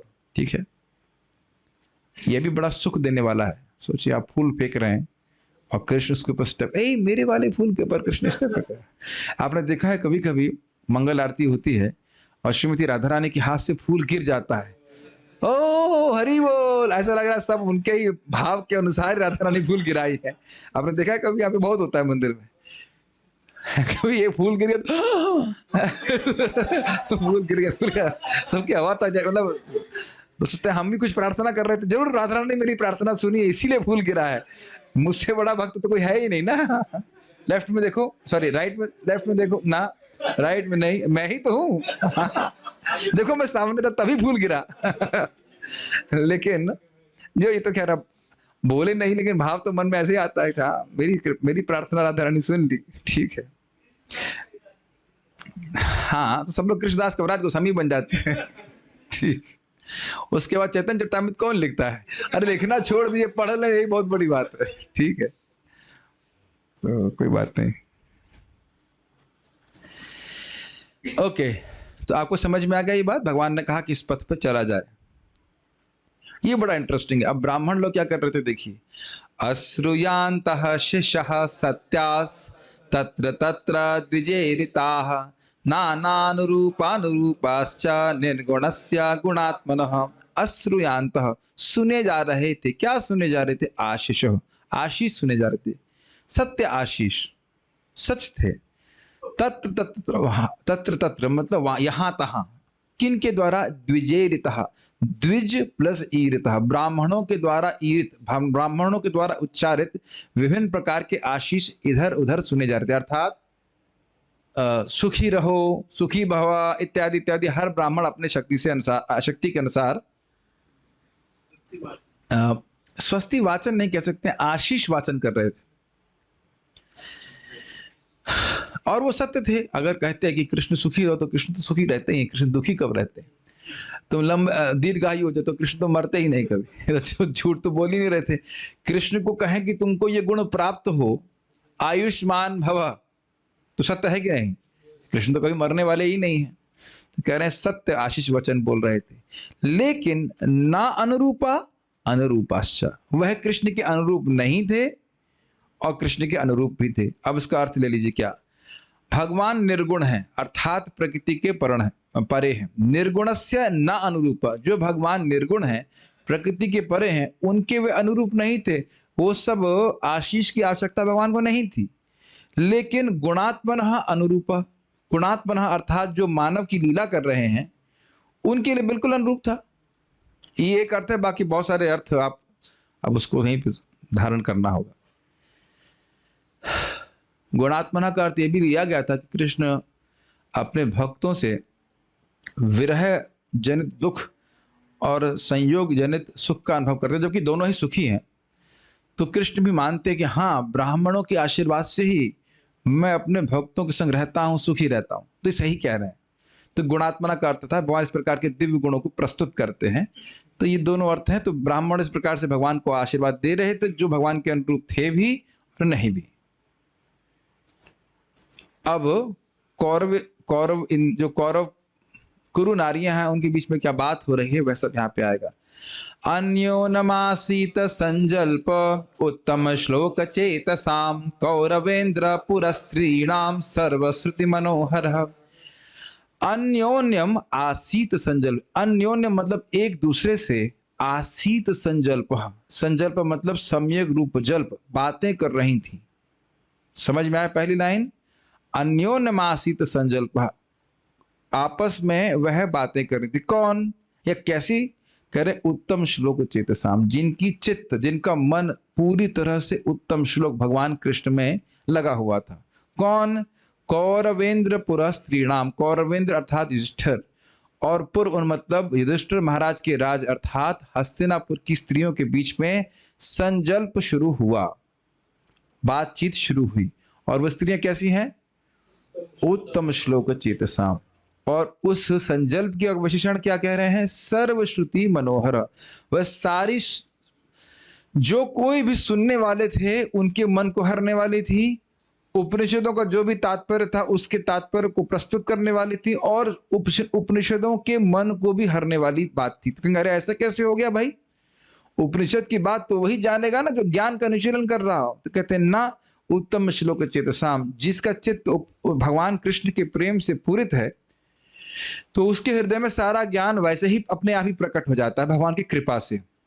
और जो व्यक्ति भगवान के प्रेम से पूरित है, पूरित मतलब भरा हुआ है, तो वह कुछ बोलता है तो वह स्वाभाविक रूप से अन्य को प्रसन्न करता है, सुख लगता है, सुनने में अच्छा लगता है। तो इसलिए कह रहे हैं कि भले ही कुरी नारियां हैं लेकिन उनका बात जो थी, आप ये भी नहीं कह सकते कि स्तुति है, केवल आपस की बात। अब इसमें तो कोई संदेह नहीं है कि इस जगत में भी माता जी लोग मिलकर कुछ बात तो करते हैं। संजल्प होता है, संजल्प होता है या प्रजल्प होता है वो आप अपने डिसाइड कर लीजिएगा, उस पर हम कोई कमेंट नहीं करेंगे। हमारे ऑडियंस में बहुत सारे माता जी लोग भी हैं तो इसलिए हम ऐसा कुछ नहीं बोलना चाहते कि हमारी ऑडियंस लूज हो जाए। लेकिन प्रजल्प या संजल्प वो अपने हिसाब से आप निर्धारित कर लीजिएगा। लेकिन क्या वह सर्वश्रुति मनोहर, और पुरुष भी करते हैं संजल्प प्रजल्प, जैसे भी ऐसा कुछ, ऐसा कोई इसमें माता जी लोगों का कॉपीराइट नहीं है ठीक है। प्रभु जी तो मुझे ये सामने आ रही बात तो याद आ गया कि मैं एक बार ट्रेन से आ रहा था, कई बार बोल चुका हूँ, मैं और पार्थ, उसके बाद से तो मुझे एसी में जाने का मन ही नहीं करता क्योंकि एसी में शांत रहता तो और आवाज़ सुनाई पड़ती है। दो बूढ़े लोग थे, वो मतलब पंजाब से थे, नथिंग अगेंस्ट पंजाबीज हैं, सच मतलब पंजाब लोगों के प्रति नहीं बोल रहा हूँ कुछ, लेकिन वो पंजाबी थे भी नहीं, शायद किसी और धर्म को मानते थे। इतना जो बोल रहे थे पंजाबी में, इतना जोर से बोल रहे थे और बातें जूते की। पार्थ को समझ में आ रही थी और मेरे को समझ में नहीं आ रही थी, लेकिन बहुत पेनफुल। पहले बता रहा था कि अभी जूते की बात कर रहे हैं आधा घंटा, उसके अभी पनीर की बात कर रहे हैं और मेरे को कान में चल रहा था जैसे कोई लोहा शीशा डाल दे एकदम। उनको क्या कर रहे हैं? हमने कहा 6 घंटे सोने तो दो भाई कम से कम। अरे हम इतने दिन के बाद मिले हैं तो बात कर रहे हैं। हमने कहा भाई इतनी जोर से बात करने की क्या जरूरत है? लेकिन आप देख रहे हैं कि सर्वश्रुति मनोहर नहीं था, वो कृष्ण की विषय की कोई बात नहीं थी उनके पास। लेकिन यहां देख रहे हैं सर्वश्रुति मनोहर, सबके जो कोई भी सुन रहा था, अर्थात ध्यान से दीजिएगा, यानी कि वो बोल रही हैं, भले माइक लेके नहीं बोल रही हैं, लेकिन ऐसा बोल रहे हैं कि सबको सुनाई पड़ रहा है। सर्वश्रुति मनोहर का अर्थ हुआ ना ये कि सब लोग जो सुन रहे थे उनको बहुत अच्छा लगा। तो क्या बोल रही थी देखते हैं। अब यह शांत रति मति की स्त्रियां भगवान के निष्प्रपंच अवस्था का वर्णन कर रही हैं, अर्थात जब जगत की सृष्टि नहीं होती है तब भगवान क्या कर रहे होते हैं, किस रूप में अवस्थित होते हैं, उसका वर्णन कर रहे हैं। स वै किलायं पुरुषः पुरातनो य एक आसीद विशेष आत्मनि अग्रे गुणेभ्यो जगदात्मनीश्वरे निमीलितात्मा निशिषुप्त शक्तिषु। वैसे मैंने पूछा नहीं प्रभु जी का नाम क्या है, तो आपका नाम क्या है? हाँ रंजीत, आज आप गलत क्लास में लेके आ गए कुछ ऐसी क्लास समझ में तो नहीं आ पा रहा होगा, आ रहा है कुछ एकदम से नए भक्तों को आप क्लास में ले आए। वैसे तो क्लास तो चलिए अपने आप में एब्सोल्यूट लाभ करेगा, लेकिन कोई ऐसा क्लास होना चाहिए जिसमें हम समझ पाएंगे, नहीं तो उनको थोड़ा anyway if you want to मतलब कुछ जप अप करना चाहते हैं बाहर तो नॉट अ प्रॉब्लम। वही, अरे ये वही भगवान है। किला, किला मतलब निश्चित, अयम पुरुष, अयम ये कृष्ण, ये कृष्ण, अयम ये कृष्ण, पुरुषः पुरातन, जो पुरातन पुरुष थे। पुरातन पुरुष मतलब आदि पुरुष। वो पुरुष क्या कर रहे थे? यह एक आसीत, जो अकेले ही स्थित थे। अच्छा, कैसे स्थित थे? कहते हैं अविशेष आत्मनीय, मतलब अपने सच्चिदानंद स्वरूप में स्थित थे। कब? अग्रे गुणेभ्यो, जब गुणों की सृष्टि नहीं हुई थी, प्रलय हो चुकी है और जगत की सृष्टि नहीं हुई है, तब वह अपने स्वरूप में निष्प्रपंच अवस्था में स्थित थे।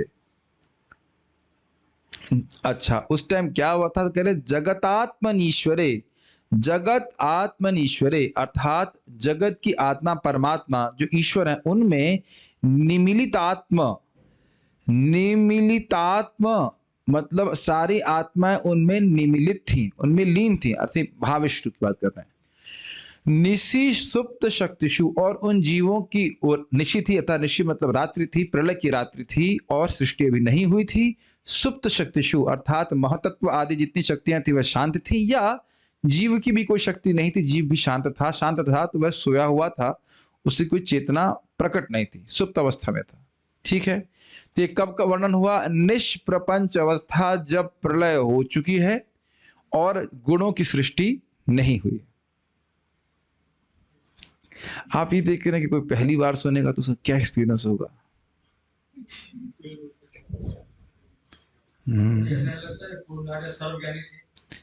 हाँ, तो लगता क्या है आपको? क्या लग रहा है? यहाँ आपने सुना नहीं, उत्तम श्लोक चेत साम्य, यही तो व्याख्या हो रही थी। जिनकी जो भगवान के प्रेमी है उसके हृदय में भगवान का सारा ज्ञान उदित होता है। और आपने ये भी सुना था कि उन्होंने वेद व्यास आदि ऋषियों से सुना था। ये श्लोक में अगर आपको याद हो, एक जगह स्मरण शब्द का आया था। हाँ, यहाँ पे वही शब्द स्मरणार्थक है। याद आ रहा है? वही मतलब अरे हमने सुना था, अभी बोल रहा हूं ना, याद आ रहा है ना, तो बोले हाँ याद आ रहा है, याद आ रहा है। तो वही मतलब अब जिसने जिसने सुना है तो बोले हाँ याद आ रहा है। हाँ, तो इसी तरह देखो याद आ रहा है ना, तुमने सुना था ना व्यासदेव से, पुरातन पुरुष है ना वो, ये वही है। इस तरह से ये यहाँ पे वही शब्द निश्चितता के अर्थ में नहीं था, वही शब्द स्मरण, स्मरण के अर्थ में था कि देखो स्मरण आ रहा है ना, हाँ वही बात सुना था व्यासदेव जो बोले थे, हाँ वही वही वही कृष्ण, ये कृष्ण वही है पुरातन पुरुष जिनसे पूरे जगत की सृष्टि हो रही। अरे आपको ऐसा कोई दिखता नहीं है। अगर कोई वाकई ऐसे व्यक्ति दिखे जिसके बारे में आपको ठीक ठीक पता हो रहा है इन्हीं से सारे ब्रह्मांड बाहर आते, तब बोलेंगे नहीं अरे यही तो है भैया, वही तो है ये नहीं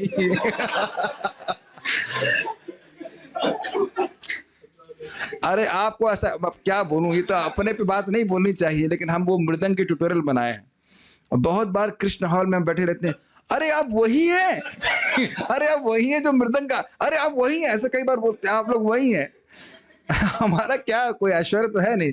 आपने देखा कई बार बोलते हैं, ऐसे घूर घूर के देखते हैं, अरे आप वही हैं जो इसका मृदंग के ट्यूटोरियल है कई बार कृष्ण हॉल में ऐसा होता है। तो अब हमारा क्या कोई ऐश्वर्य है? कुछ भी नहीं है। लेकिन सोचिए कि कोई व्यक्ति आपके सामने बैठा है और उसके बारे में वेद शास्त्र कहते हैं, अरे भाई इन्हीं से सारे ब्रह्मांड निकलते हैं, आपको आश्चर्य नहीं होगा? तो उसी भाव में बोल रही हैं सव अयम किला, अरे आपको स्मरण नहीं है, ये वो पुरातन पुरुष का वर्णन जो वेद व्यास जी कर रहे थे, यही वो कृष्ण है। इस प्रकार से ठीक है। तो इनकी शांत रति मतलब यह है, ये स्त्रियों का भगवान के प्रति ऐश्वर्य भावना है, इसलिए इस प्रकार के भगवान के ऐश्वर्य का वह स्मरण कर रहे हैं। ठीक है। अच्छा, अब उसके बाद भी कुछ करते हैं, निष्प्रपंच अवस्था से सप्रपंच में आते हैं। सप्रपंच मतलब प्रपंच मतलब जगत। तो निष्प्रपंच अवस्था, जब जगत की सृष्टि नहीं होती है तब भगवान अपने स्वरूप में रहते हैं, तो जरूर उनका स्वरूप डिस्टर्ब होता होगा जब जगत की सृष्टि होती है। क्यों अवनीश प्रभु, क्या लगता है? जब आप निष्प्रपंच अवस्था में थे और आप सप्रपंच अवस्था में हैं तो कोई अंतर नहीं लग रहा आपको तो क्या इसी प्रकार से भगवान भी हैं? जो लोग भी मुस्कुरा रहे हैं निष्प्रपंच अवस्था में, जब आप सप्रपंच अवस्था में आएंगे तो ऐसे नहीं मुस्कुराएंगे। और कई बार लोग सोचते हैं अन्य लोगों के प्रपंच में डिस्टरबेंस हुआ है, मेरे प्रपंच में नहीं होगा। खैर हम यहाँ पे सब करने के नहीं आए, मतलब बोल देते हैं, उसके बाद हम फिर कहते हैं आप बोलते रहिए, लेकिन हम क्या करें, दिखता ही है। चलिए, तब कहते हैं ना, पूरे जगत की सृष्टि करते हैं कृष्ण, लेकिन उनमें कोई परिवर्तन नहीं आता। मैं जब बोल रहा हूं कृष्ण अर्थात महाविष्णु, सीधे नहीं करते हैं वो, तो अब क्या करते हैं, क्यों करते सृष्टि देखिए। स एव भूयो निज वीर्य चोदिताम स्वजीव मायाम प्रकृतिम सिसृक्षतिम अनाम रूपात्मनि रूप नामनि विधित समानोनुसार शास्त्रकृत। स एव, वही भगवान जो निष्प्रपंच अवस्था में प्रलय की स्थिति में अपने स्वरूप में स्थित, वो और कोई नहीं, वही भगवान। भूयः, फिर से, और भूय का अभिप्राय था कि सृष्टि बारंबार होती है, फिर प्रलय होती है, फिर बार बार होती है।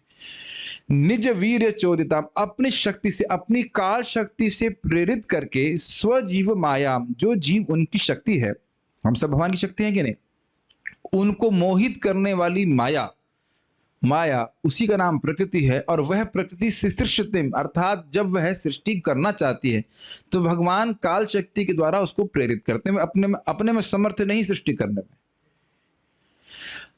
तो क्यों करते हैं सृष्टि। अनाम रूपात्मनि, जिन आत्माओं को महाविष्णु में लीन होने के पश्चात नाम और रूप प्राप्त नहीं थे, उनको रूप और नाम देने के लिए करते हैं।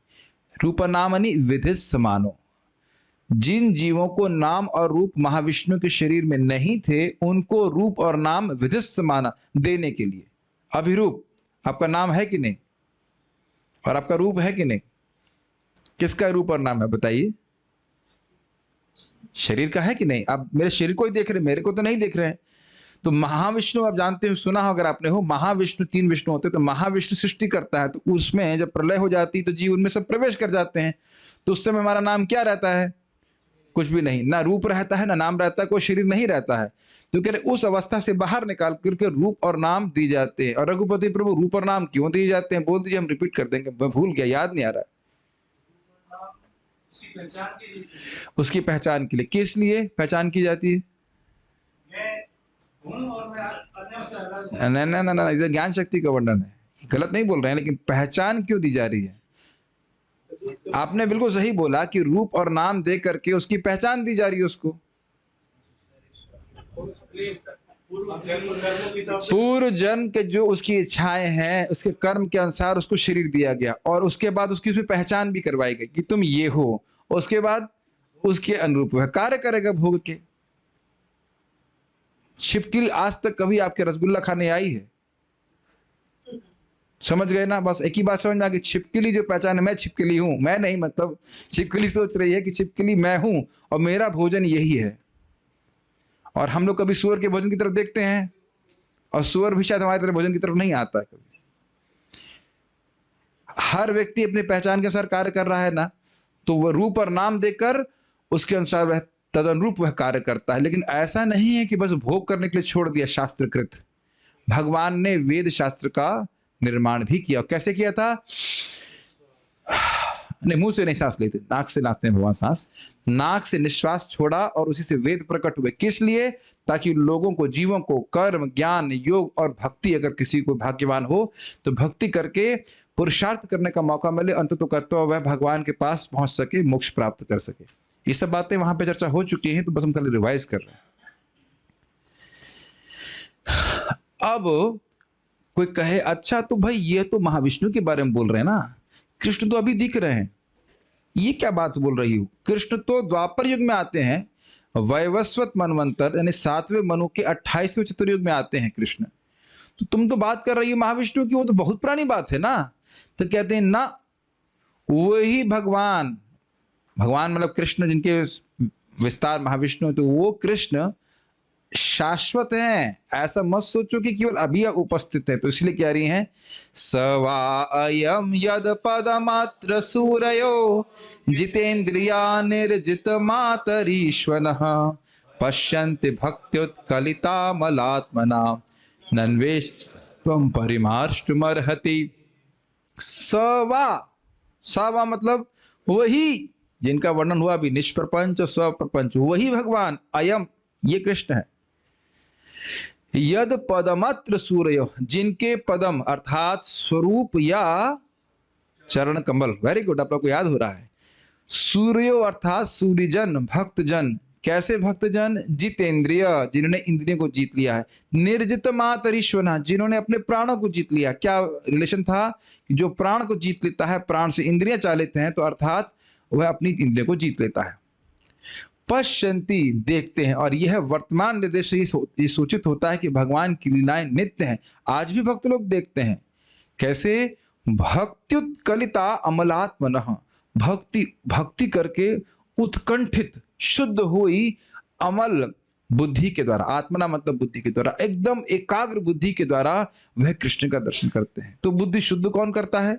तो कह रहे हैं नन्वेश सत्वम, सत्वम मतलब चित्त, यानी कि सत्वम मतलब अस्तित्व या बुद्धि को, ननु ऐशा, निश्चित, ननु मतलब निश्चित, ऐशा ये कृष्ण ही इस बुद्धि को शुद्ध करते हैं। परिमार्ष्टुम अर्हति, परिमार्ष्टुम मतलब साफ करते हैं, अर्हति मतलब योग्य। अरे कृष्ण के अलावा ऐसा कोई नहीं है जो बुद्धि को इतना साफ कर दे जिसके द्वारा कृष्ण का दर्शन प्राप्त हो। अर्थ यह है कि भक्ति के द्वारा ही हृदय शुद्ध होता है। ये प्राणायाम करने से हृदय शुद्ध नहीं होता है। शरीर ठीक रह सकता है, लेकिन प्राणायाम इत्यादि कर रहे हो वो अपने मन को पवित्र करने के लिए नहीं कर सकते। जितनी मात्रा में मन भगवान के नामोच्चारण से शुद्ध होता है, उससे वो किसी और यौगिक पद्धति से नहीं होता है। भागवत में सुन चुके हैं बात। श्लोक समझ में आ रहा है? ये आपको लिंक समझ में आ रहा है सारे? ठीक है, उम्मीद तो है। वैसे कोई ना तो बोलता नहीं है यहाँ पे। तो अब वो कह रही हैं कि भाई इनकी तो कथा भी हमारे लिए दुर्लभ है, इनका तो यश अद्भुत है, और उनके यश को भगवान यश को कहने के लिए कह रही हैं श्लोक को।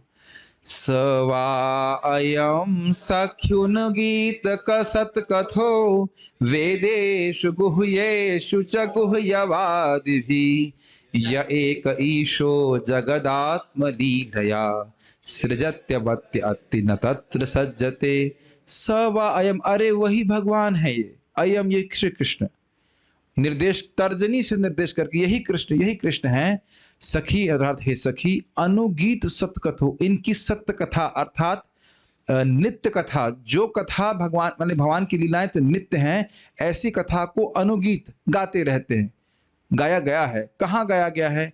वेदेषु गुह्येषु च, वेद आदि रहस्यात्मक ग्रंथों में कहा गया है, जो सीधे सीधे कृष्ण का वर्णन नहीं कर रहे हैं। उपनिषद आदि और अन्य पुराण इत्यादि में, भागवत इत्यादि में भगवान का वर्णन है। किसके द्वारा? गुह्यवादी भी, जो रहस्यमय शास्त्रों को समझते हैं। और आपको याद है व्याख्या क्या हुई थी? वेद के अक्षर अक्षर में कृष्ण का वर्णन है, लेकिन इस प्रकार से अपरोक्ष रीति से किया गया है कि सामान्य व्यक्ति समझ नहीं पाता है।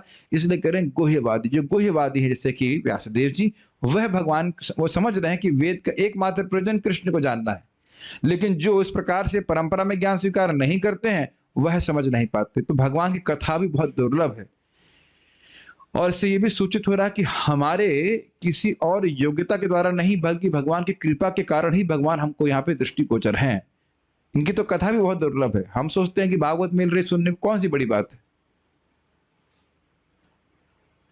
अब यही प्रश्न उठा दिया जाए कि इस क्षेत्र में ही कितने लोग परंपरा में श्रीमद् भागवतम को श्रवण कर रहे हैं। तो ऐसा तो हम नहीं कहेंगे कोई नहीं कर रहा है, लेकिन बहुत ही कम लोग श्रवण कर रहे होंगे। और बाहर में भी तो केवल मतलब दिखावा मात्र होता है। उसी कारण से कोई परिवर्तन नहीं है। सबसे तो आश्चर्य ये होता है कि कथा पे कथा हो रही है और फिर भी संशय है कि भगवान कौन है। कहीं पे भी हो असली और, देखिए दिखावा असली और नकली नहीं होता, दिखावा दिखावा ही होता है। जब यही नहीं समझ में आ रहा है कि कृष्ण कौन है, भगवान कौन है, तो भागवत क्या समझेगा बताइए। क्योंकि हर अध्याय में बोल रहे ना, यही भगवान है, यही भगवान है, कृष्ण भगवान है, यही भगवान है। प्रैक्टिकली अब देखिए, यही भगवान है, यही भगवान है। और तो उसके बाद पूरी भागवत हो गई, उनको ये नहीं पता चला कि भगवान कौन है। रामायण समाप्त हो गई, राम कौन है नहीं पता।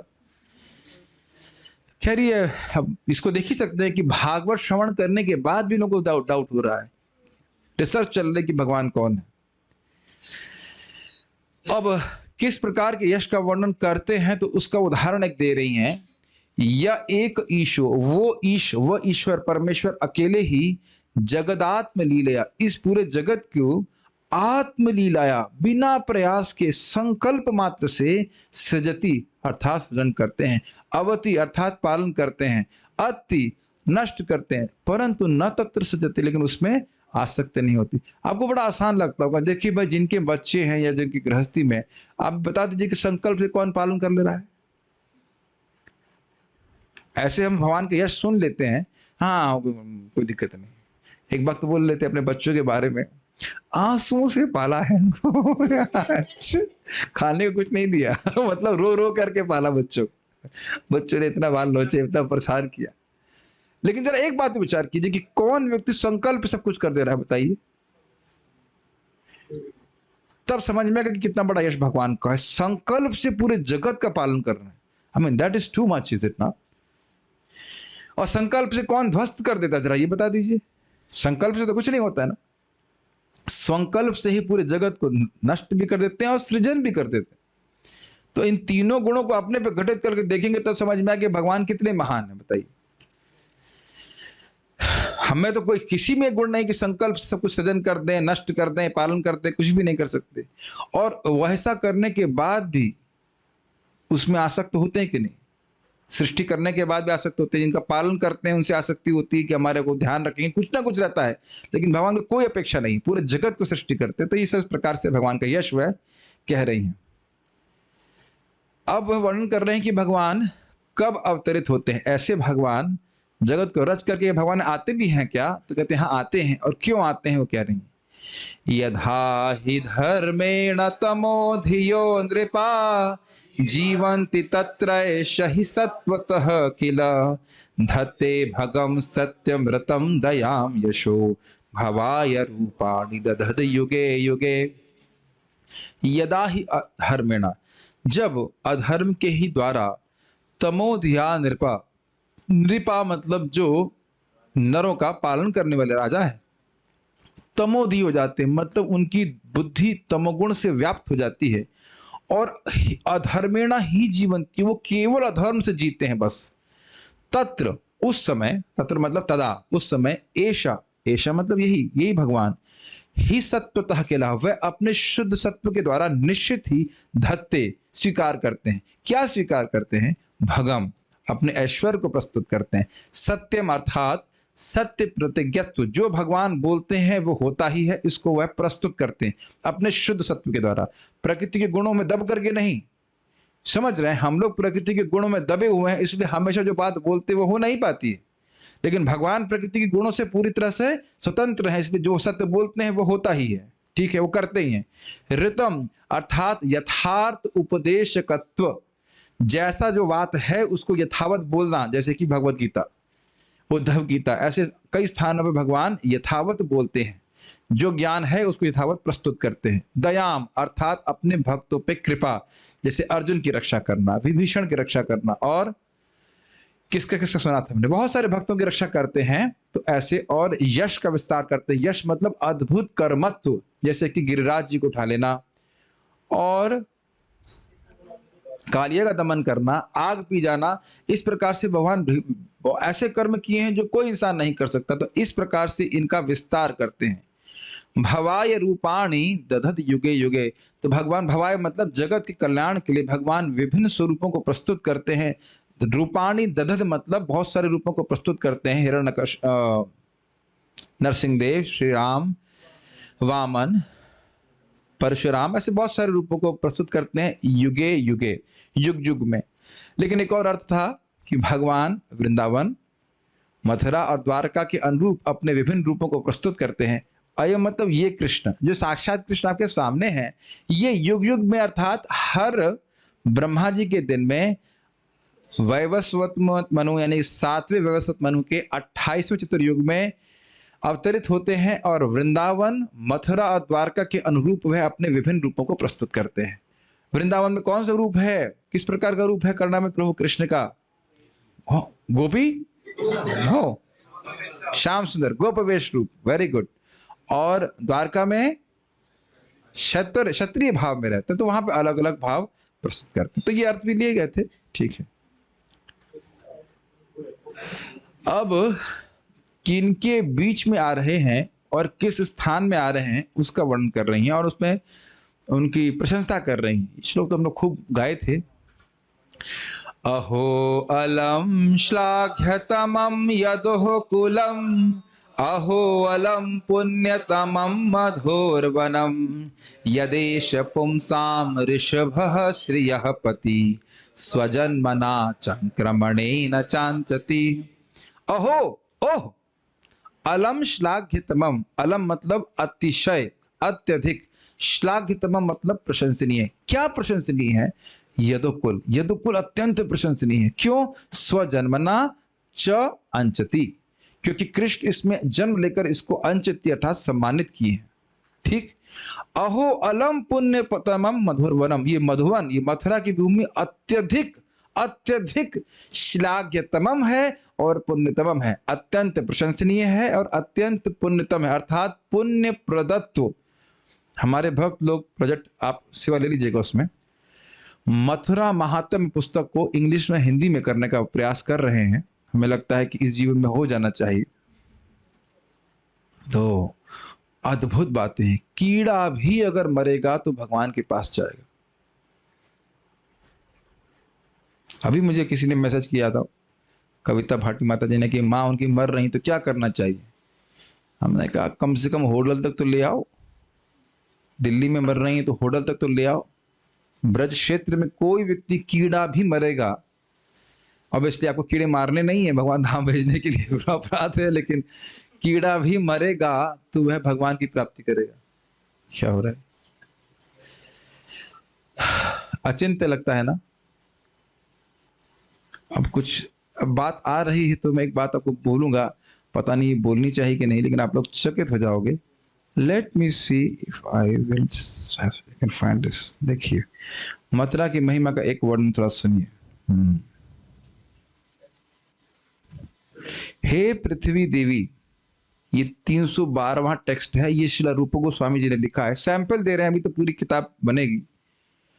मथुरा के ब्राह्मण मेरे अपने रूप हैं, जो यहाँ के ब्राह्मण भक्त सब लोग हैं, जो जब उनमें से एक को भोजन यानी प्रसाद दिया जाता है, सुनाई पड़ रहा है कि म्यूट तो नहीं हो गया है?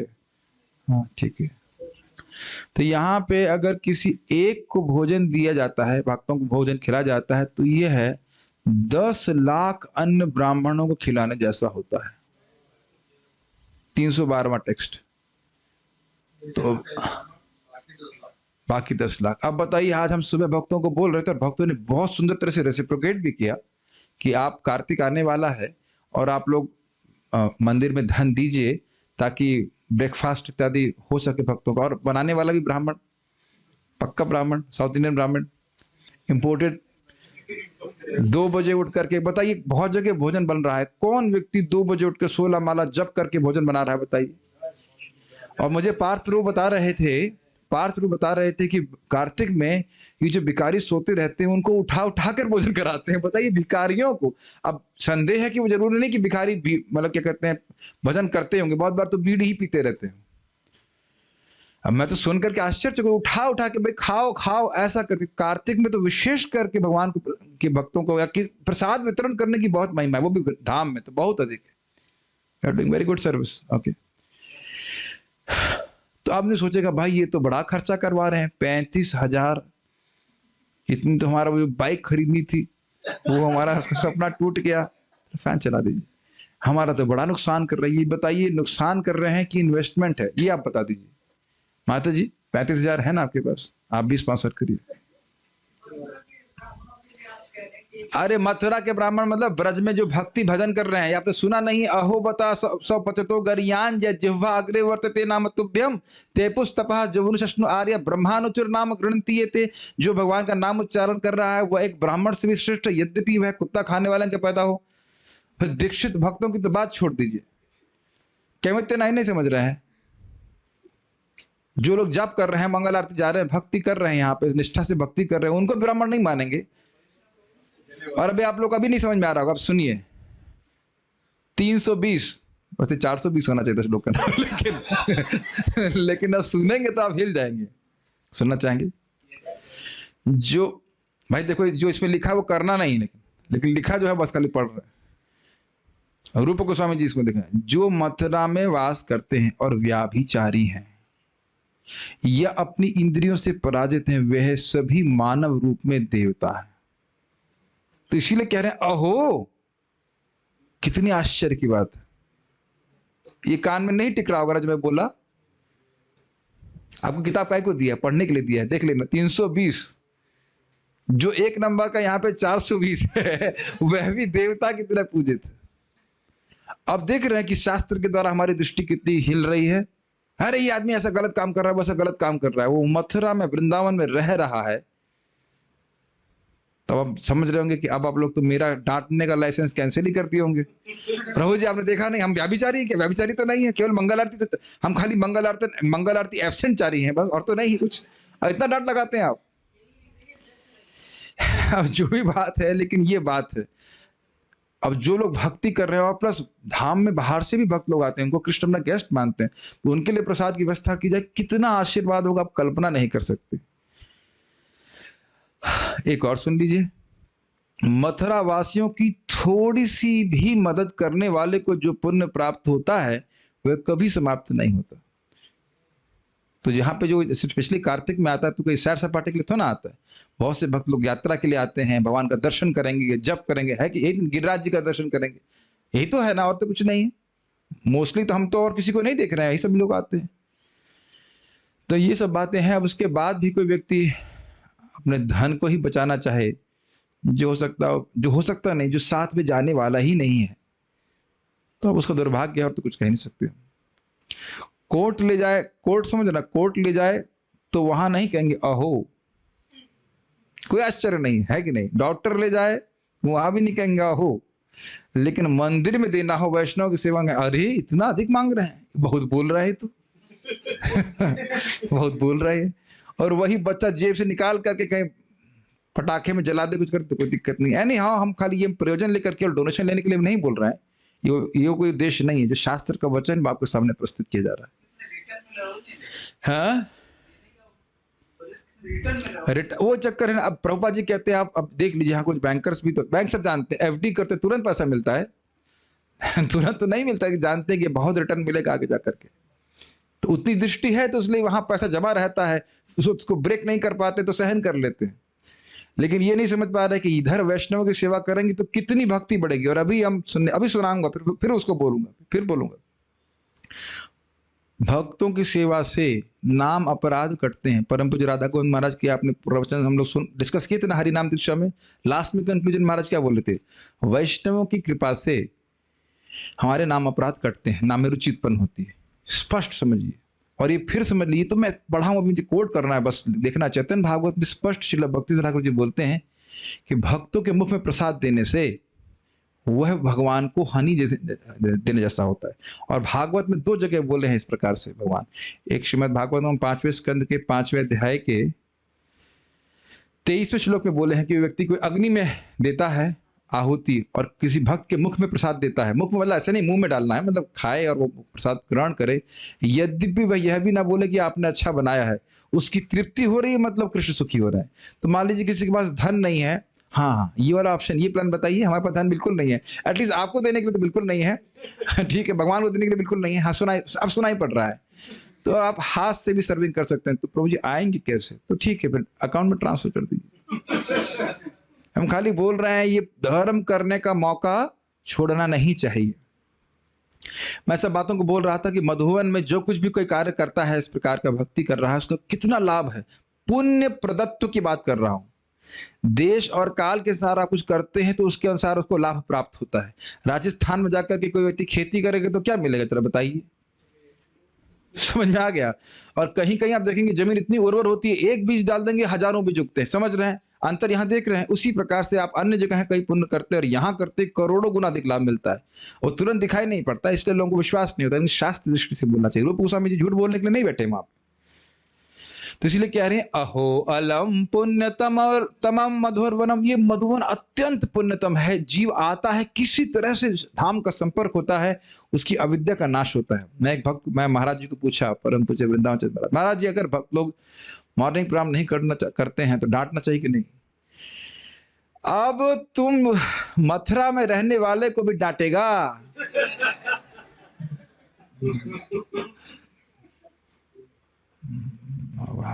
महाराज फिर भी साधना तो करनी चाहिए ना, भागवतम आना चाहिए, लेकिन उन्होंने कहा महाराज ऐसे तो मैनेजमेंट नहीं कर पाएंगे। कहते ठीक है, बोल सकते हैं, लेकिन डांटना नहीं, गुस्सा नहीं होना चाहिए। हमने कहा ये भी स्वीकार नहीं हो रहा है, बिना डांटे तो कौन मानने वाला है कि नहीं। लेकिन देखिए, अगर ये स्थिति है कि व्यभिचारी व्यक्ति को देवता माना जा रहा है, तो सोचिए अगर आप भजन करने का मौका मिल रहा है तो कितना बड़ा भाग्य है।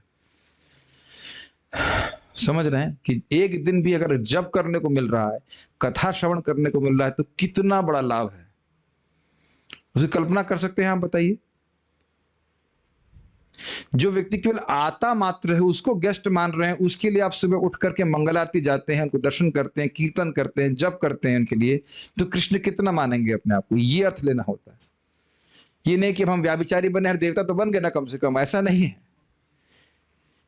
यहां भी कैमित्व ग्रहण करना होगा। देखिए, मेन बात यह है कि भक्ति में अगर ज्ञान प्राप्त हो रहा है तो आप तपस्या करने के लिए कोई रोकने वाला नहीं है। आपको खुद ही तपस्या करते बैठेंगे, आप खुद ही करेंगे। और ज्ञान नहीं तो लगेगा हमको ठेला जा रहा है। तो खैर, आप देख ही रहे हैं इस प्रकार से। क्यों ऐसा कह रहे हैं? यद एष पुंसाम ऋषा, यानी कि पुरुषों में सर्वश्रेष्ठ, ऋषभ मतलब सर्वश्रेष्ठ, श्रियापति अर्थात लक्ष्मीपति ने इस मधुवन में भी जन्म लिया। मथुरा में जन्म लिया कि नहीं? और च मतलब भगवान ने विभिन्न लीलाएं करी वृंदावन में। और नहीं, सॉरी, चा के बाद में आ रहा चक्रमण, मतलब भगवान चले इस वृंदावन की भूमि में बिना पदत्राण के। और च मतलब विभिन्न लीलाएं करी, और अंचति मतलब सम्मान किया। इस मधुवन में जन्म लिया और चले, और बहुत सुंदर सुंदर लीलाएं करके इस भूमि को उन्होंने सम्मानित किया। ये कह रही। तो इस प्रकार से किनके बीच में आए? यदुकुल के बीच में आए। और कहाँ आए? भगवान मथुरा वृंदावन में आए। तो इस प्रकार से बहुत धन्य है और आश्चर्य कर रही है। आश्चर्य मतलब आप उसको समझ नहीं सकते, इस धाम की शक्ति। जैसे नाम की शक्ति नहीं समझ सकते, ऐसे भगवान के धाम की शक्ति को भी हम समझ नहीं सकते। उसके बाद वह द्वारका का वर्णन कर रही है। अहो बता स्वर यशस तिरस्करी, कुशस्थली पुण्य यशस्करी भुवः, पश्यन्ति नित्यं यदनुग्रहेशितं, स्मितावलोकं स्वपतिं स्मयत जा। अहो बता, अरे कितनी आश्चर्य की बात है। स्वर यशस तिरस्करी, स्वर मतलब स्वर्ग, स्वर्ग के यश को भी तिरस्कृत कर रही है। क्या? कुशस्थली द्वारका। पुण्य यशस्करी भुवः, भुवः अर्थात पृथ्वी, पृथ्वी के यश को, पुण्य यश को बढ़ा रही है और स्वर्ग के यश को तिरस्कृत कर रही है। और आपने एक अर्थ और भी सुना था, स्वर अर्थात वैकुंठ, वैकुंठ के यश को भी तिरस्कृत कर रही है द्वारका। आश्चर्य नहीं लग रहा है? क्यों? पश्यन्ति नित्यम, क्योंकि वहां पे नित्य ही देखते हैं। किनको? यदनुग्रहेशितम, वह उन कृष्ण को देखते हैं जो उन पे अनुग्रह करने के लिए, अनुग्रह प्रेषित करने के लिए, अनुग्रह भेजने के लिए बाहर आते हैं, अपने अंतःपुर से बाहर आते हैं या हस्तिनापुर से इधर द्वारका में आते हैं। और वो कृष्ण कैसे देखते हैं, कैसे अनुग्रह करते हैं? स्मितावलोकम, मुस्कुराते हैं और उनके देखते हैं। आप इस क्लास में थे, इज इट नॉट अभिरूप? आप देख रहे, पकड़ में आ रहा है कि नहीं? जब आप पहली बार सुन रहे होंगे तो लग रहा था कि बड़ी कठिन संस्कृत है, शायद लग रहा होगा। अब दोबारा सुन रहे आसान है ना? अब देखना कल महाराज पढ़ाएंगे, देखना और आसान हो जाएगा। बार बार रिपीट करने से हाँ अभी तो समझ में आ रहा है, अभी तो समझ में आ रहा है। अच्छा, एकदम सेट टाइम है। आज ही हमारे, कल से महाराज का क्लास शुरू होगा, महाराज पूरे ये लेंगे और हम आज ही इसको पूरा रिवाइज कर दे रहे हैं। तो इससे आप लोगों को बहुत सुविधा होगी समझने के लिए। स्मितावलोकम समझ रहे हैं? स्मित मुस्कान से, और अवलोकम मतलब कृपा दृष्टि से भगवान स्वपतिम अर्थात आत्मा के प्रति, देह के प्रति नहीं, आत्मा के प्रति कृष्ण को देखते हैं। स्म यत प्रजा, यानी कि जहां की प्रजा, कुशस्थली यानी द्वारका की प्रजा अपने पति कृष्ण को देखती है। कैसे कृष्ण को? जो उनको अनुग्रह करने के लिए बड़े मुस्कान से देखते हैं। स्मित मुस्कान मतलब, स्मित मुस्कान मतलब, स्मित अवलोक मतलब मुस्कान भरी कृपा दृष्टि से उनको देखते रहते हैं। और आपको याद है पश्यंती भी क्या टीका करी गई थी भाई? कुछ योगी जन देखते हैं, लेकिन समाधि में देखते हो भी कभी कभी कृष्ण को देखते हैं, लेकिन यहाँ समाधि की जरूरत नहीं है, कृष्ण नित्य वर्तमान हो, दिखाई पड़ते रहते हैं। ठीक है, ओके। अब वह माधुर्य भाव की स्त्रियां भगवान की पत्नियों के भाग्य की सराहना कर रही हैं और गोपियों के प्रेम को वह वर्णित कर रही हैं। नूनम व्रत स्नान हुता दिनेश्वरः समर्चितो हि अस्य गृहीत पाणिभिः पिबन्ति यः सख्य धरामृतं मुहुर्व्रजस्त्रिया सम्मुहुर् यदाशयः। नूनम निश्चित ही, व्रत, व्रत मतलब व्रत करना, नाम व्रत और बहुत सारे व्रत हम लेते हैं, इतना माला करेंगे ही व्रत लेते हैं, एकादशी व्रत इत्यादि। स्नान अर्थात नदियों में स्नान करके दान इत्यादि देना। खुद का मतलब यज्ञ करना या फिर ब्राह्मणों को खिलाना। आप कहेंगे प्रभु जी क्या आप डोनेशन कलेक्शन करना चाहते हैं? ना, हम वही बात बोल रहे हैं जो महाराज टीका में व्याख्या किए थे। ये समझिए कि भगवान कृष्ण जब देखते हैं कि उनका प्रसाद वितरण हो रहा है तो भगवान बहुत प्रसन्न होते हैं। चतुर्विधा श्री भगवत प्रसादो स्वादान तृप्तान हरि भक्त संघान कृत्वैव तृप्ति भजतः सदैव वंदे गुरु श्री चरणारविंदम। तो गुरु जब देखते हैं कि प्रसाद वितरण हो रहा है और भक्त लोग बड़े प्रसन्नता से प्रसाद ग्रहण करते हैं तो गुरु प्रसन्न होते हैं। गुरु मतलब कृष्ण प्रसन्न होते हैं। अभी आपने 5:5:23 का श्लोक मैंने उद्धरण कर चुका हूं। तो इस प्रकार के कार्यों से कृष्ण प्रसन्न होते हैं, व्यक्ति आगे भक्ति में बढ़ता है, ये समझना होगा। तो इसलिए देखिए लिखा क्या है, समर्चितो ही अस्य, अस्य मतलब और ईश्वर शब्द आ ही चुका है, ईश्वर अस्य, ईश्वर इन कृष्ण की इस प्रकार से सम्यक रूप से अर्चना की होगी। ऐसा कैसे कह रही हैं? कह रहे हैं गृहीत पाणे भी, क्योंकि इसी देखो ना, इनके हाथ को भगवान कृष्ण ग्रहण किए, ऐसे ग्रहण कर लेंगे, बिना भजन के कर लेंगे। कार्य देख रही हैं, उसे कारण का अनुमान कर रही हैं कि भाई ये कार्य क्या देख रहे, कार्य देख रहे हैं कि देखो भगवान ने इनको पत्नी के रूप में स्वीकार किया है। गृहीत पाणी कर समझ रहे हैं, हाथ जिसका थामा जाता है तो मतलब जो पत्नी को बोला जाता है, तो पत्नी के रूप में स्वीकार किया है, तो उससे निश्चित बात है कि पहले भजन की है भगवान का, जो इस प्रकार से वर्णन किया गया। तो पत्नी बन गई तो उससे क्या हो गया भाई? तो कह रहे हैं पिबंतिया मतलब वो पत्नियां, सखी, सखी मतलब हे सखी, अधरामृतम मुहुर, भगवान श्री कृष्ण के अधरामृत को वह बारंबार पीती हैं। जिस अधरामृत को स्मरण करके ही व्रज स्त्रिया सम्मुहुर यदाशय, सम्मुहुर मतलब बेहोश हो जाती थी। जिस अधरामृत की आशा में व्रज की स्त्रियां उसका स्मरण करके ही मोहित हो जाती थी, वह उस अधरामृत को कृष्ण की रानियां बारंबार पिया करती थी। अब अर्थ समझने में और अधिक व्याख्या नहीं करूंगा, पहले वहां पे कर चुके। अब उन रानियों का वर्णन कर रहे हैं कि रानियों को कृष्ण ने किस प्रकार से प्राप्त किया था, कितना बड़ा सौभाग्य था उनका। या वीर्य शुल्के नहृतः स्वयंवरे प्रमथ्य चैद्य प्रमुखान हि शुष्मिणः प्रद्युम्न सांबाम्ब सुतादयो परा याश्चाहृता भौमवधे सहस्रशः। या वीर्य शुल्केन, जिसका वीर्य शुल्केन अपने प्रभाव का शुल्क देकर के हृतः स्वयंवरे, स्वयंवर से अपहरण किया था, अर्थात रुक्मिणी जी का। कैसे? प्रमथ चैद्य प्रमुखान, चेदिराज अर्थात शिशुपाल और जरासंध जिसमें प्रमुख थे और बड़े बलशाली थे, सुष्मिणा मतलब बहुत बलशाली थे, उनको प्रमथ अर्थात हरा करके रुक्मिणी नामक जो उनकी रानी थी उनको भगवान लेके आए थे। और जो प्रद्युम्न, सांब और अंब की ऐसे सुत मतलब बेटे, तो जिनके प्रद्युम्न, सांब, अंब आदि बेटे थे, अर्थात प्रद्युम्न के किसके बेटे थे? रुक्मिणी के, सांब जंबावती के और अंब नग्नजीति के। तो इनके बेटे जो थे उन रानियों को भगवान लेकर के आए थे। और अपरा, अपरा मतलब जो अन्य थी, याश्चाहृता जिनको भगवान लेकर के आए थे। कैसे? भौम वदे सहस्रशा, अपरा सहस्रशा, जो अन्य हजारों रानियां थी, यानी 16,100 जो रानियां थी जिनका भगवान हरण करके लाए थे, हरण नहीं लेकर के आए थे, किसको? नरकासुर को मार करके। वे सब बहुत महान थी, सब धन्य है। क्यों धन्य है? अगले श्लोक में वर्णन।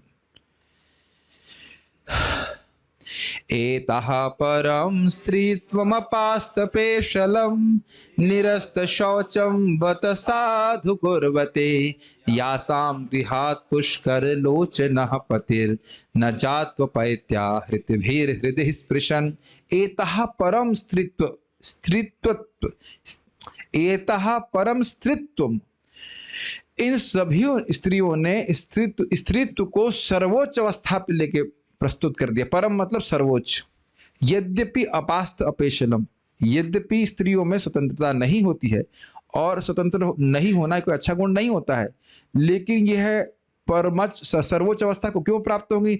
अरे भाई, जो जगत के कंट्रोलर हैं, जो शिव जी और ब्रह्मा जी को भी अपने नियम में रखते हैं, वह इनके कंट्रोल में है, तो उनका असतंत्र होना तो कोई कोई बाधा नहीं है। और निरस्त शौचम, प्राय स्त्रियों अपवित्र होते हैं, या ये स्त्रियां अर्थात 16,100 स्त्रियां जो भौमासुर यानी नरकासुर के द्वारा स्पर्श कर ली गई थी, जिनकी पवित्रता नष्ट हो गई थी, वह भी पवित्र हो गई कृष्ण का संपर्क प्राप्त करके, क्योंकि कृष्ण को अपनी पत्नी के रूप में स्वीकार किया। तो कह रहे हैं परम साधु कुर्वते, अपनी वह स्त्रीत्व को, स्त्री के गुण को उन्हें सर्वोच्च रूप से शोभायमान कर दिया। कैसे भाई, ऐसा क्यों कह रहे हो? तो कह रहे हैं यासाम गृहात, जिनके घर से पुष्कर लोचन, भगवान श्री कृष्ण जो कमल नयन है, उनके पति हैं, न जात तो पैती, दूर नहीं जाते थे कभी, आहृतिभीर हृदय स्पृशन, और सुंदर सुंदर शब्द से और सुंदर सुंदर भेंटे देकर, परिजात आदि देकर के उनके हृदय स्पृशन अर्थात हृदय को आनंदित करते थे। आपको याद है ना आहृति भी earth I love you, I really love you, I love you so much. इस प्रकार की बातें भगवान कृष्ण बोला ही करते थे अपने शब्दों के द्वारा। इंग्लिश में नहीं बोलते होंगे, जो भी है संस्कृत में बोलते होंगे, जो भी है। और पारिजात आती, या फिर तुमको क्या चाहिए, आज मैं ये लेके आऊं, आज वो लेके आऊं, इत्यादि इत्यादि, ऐसे करके वह उनके हृदय को स्पर्श करते थे, अर्थात हृदय को आनंद दिया करते थे। तो ऐसे लगता था कि बहुत स्त्रैण है। और भगवान कृष्ण, और ये कहा जा रहा है कि कृष्ण स्त्रैण है, कहाँ कहा जा रहा है? पब्लिक में कहा जा रहा है, सभी लोग सुन रहे हैं ना, लेकिन सर्वश्रुति मनोहरा, किसी को खराब नहीं लग रहा और कृष्ण को भी खराब नहीं लग रहा है कि नहीं भाई? महास्त्रैण व्यक्ति को भी पब्लिक में बोला जाए, भाई ये 1 मिनट हमें घोषणा करनी है, अनाउंसमेंट करना है, आई एम ये और आपको नहीं बोल रहा, खाली आप तो ब्रह्मचारी हैं, खाली बोल रहा हूँ, तो खाली ड्रामा किया, ऐसे बोले ये आई एम ये व्यक्ति स्त्रैण है, ये इतने स्त्रैण हैं कि अपने घर के बाहर ही नहीं जाते और अपनी पत्नी के पीछे लगू हैं। ये पीछे लगे रहते हैं, पत्नी जो बोलती है बस वही करता रहता है। तो अब बताइए, व्यक्ति को बुरा नहीं लगेगा? जो स्त्रैण है उसको भी बुरा लगेगा, लेकिन कृष्ण को बुरा नहीं लगा, क्योंकि कृष्ण का यश है। कृष्ण का यश है क्या? अपने भक्तों के प्रेम के वश में होते हैं। तो ध्यान देना कि कृष्ण अपनी पत्नियों के वश में नहीं थे, उनकी निस्वार्थ प्रेम की भावना के कारण उनके वश में थे। ठीक है। और ये भी हम सुन चुके हैं कि आप कहोगे अरे हस्तिनापुर तो जाया ही करते थे, तो कहते हैं हाँ, लेकिन स्त्रियां जानती थी कि कृष्ण कभी जाते नहीं थे उनके घर से। ठीक है। इस प्रकार से जब बोल रही थी तो कृष्ण ने क्या किया? एवं विधा गदंती नाम सगिरह पुरयोषिताम निरक्षणे नाभिनंदन सस्मिते न ययो हरि। एवं वधा, इस प्रकार, एवं विद, इस प्रकार से गदंती नाम जो बोल रही थी, सह गिरह पुरयोषिताम, गिरह मतलब वाणी, सह पुरयोषिताम, सह पुरयोषिताम मतलब उस हस्तिनापुर की स्त्रियों की बात को सुन करके निरक्षणेनाभिनंदन, निरीक्षण के द्वारा, बहुत ही नहीं बड़े प्रेम से कृष्ण उन स्त्रियों की तरफ देखे और उनका अभिनंदन किया। अभिनंदन की व्याख्या मैं ठीक से नहीं किया। अभिनंदन मतलब होता है एक प्रकार से कॉन्ग्रेचुलेशंस, अनुमोदन, या आपने बहुत अच्छा बोला, मैं स्त्रैण हूँ, मैं ये हूँ, बड़ा अच्छा बोला। जो भगवान कृष्ण का अनुमोदन किया कि हाँ आप जो बोले ठीक बोल रहे हैं, कोई दिक्कत नहीं है, मतलब अच्छा है। सस्मितेना, और मुस्कुराए कृष्ण। सोचिए आपकी बात सुनकर कृष्ण मुस्कुराए। अरे ये सोचिए कि यहां पे भी कोई व्यक्ति आपकी बात सुनकर मुस्कुराता है, प्रसन्न होता है, तो आप खुश होते कि नहीं? और आपकी बात सुनकर कृष्ण देखें आपकी तरफ और फिर मुस्कुराएं, कितना बड़ा वो परितोषक है, मतलब कितना बड़ा वो गिफ्ट है। गिफ्ट नहीं बोलेंगे, परितोषक मतलब उपहार शब्द नहीं, परितोषक मतलब वो उसका यही शब्द है, समझ लीजिए उसको। अब तृप्त हो गया व्यक्ति केवल कृष्ण की मुस्कुराहट। उस प्रकार से यजौ हरि मतलब इस प्रकार से अब इनका अभिनंदन करके चले गए। आपको याद है कि जो शांत रति की मति की स्त्री थी उनका निरीक्षण के द्वारा अभिनंदन किया, और जो माधुर्य भाव की स्त्री थी उनको स्मित मुस्कान के द्वारा उनका अभिनंदन किया। अभिनंदन समझ रहे हैं, अभिनंदन का आशय। कुछ संस्कृत शब्द हैं जो हिंदी में भी नहीं चलते। अब वैसे तो हिंदी शब्द है अभिनंदन, अभिनंदन कर रहे हैं, अभिनंदन प्रसन्न, उनको प्रसन्न कर रहे हैं ऐसे करके। अब युधिष्ठिर महाराज ने क्या किया, भगवान तो चल जा रहे हैं, तो युधिष्ठिर महाराज ने क्या किया, अजात शत्रु प्रतनाम गोपित्थाया मधुद्विषः परेभ्य शंकितः स्नेहात् प्रायुक्त चतुरंगणी। अजात शत्रु अर्थात युधिष्ठिर महाराज ने प्रतनाम अर्थात अपनी सेना को, कैसी सेना, चतुरंगणी, जिसमें चलने वाले थे, रथ पे आरूढ़ लोग थे और रथ वाले थे और हाथी पे सवार, इस प्रकार के 4 प्रकार के योद्धा थे उसमें।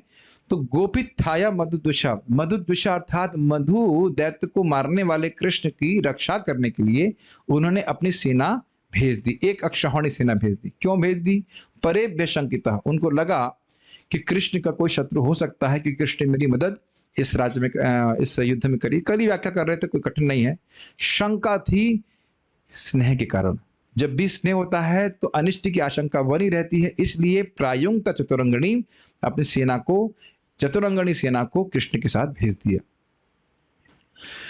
ऐसा नहीं कि भेज दिया अब घर लौट के चलो अब कृष्ण जाएं अपने घर, हम अपने घर रहें, नहीं, उनके साथ साथ चल रहे हैं।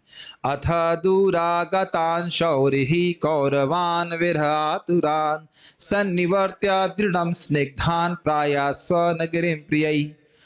अतः तत्पश्चात दूरगतान, जो उनके संग बहुत दूर तक आ गए थे, दूर आगतान बहुत दूर तक आए हुए थे, शौर्य अर्थात भगवान कृष्ण ने, कौरवान विरह आतुरान, वह कुरुवंशी अर्थात पांडव जो बहुत विरह से आतुर थे, वह कृष्ण के संग बहुत दूर तक आ गए। जब कृष्ण जा रहे हैं लेकिन संग बहुत दूर तक आ गए, तो उनको सन्निवर्त्य अर्थात बड़े प्रेम से, विनम्रता पूर्वक कृष्ण ने कहा कि अब आप वापस जाइए, मैं द्वारका जाऊंगा, ऐसे करके।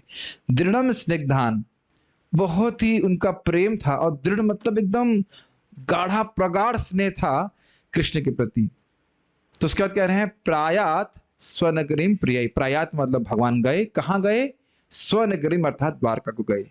किन के साथ गए, अपने प्रिय संगियों के संग गए, अर्थात उद्धव जी, सात्यकी, अर्जुन। आप लोगों को तो याद है, कल की क्लास अभी भी याद। प्रभु जी आपको कुछ विशेष डालना है नगर प्रसाद में। Devotees are remembering after even 24 hours, that is too much.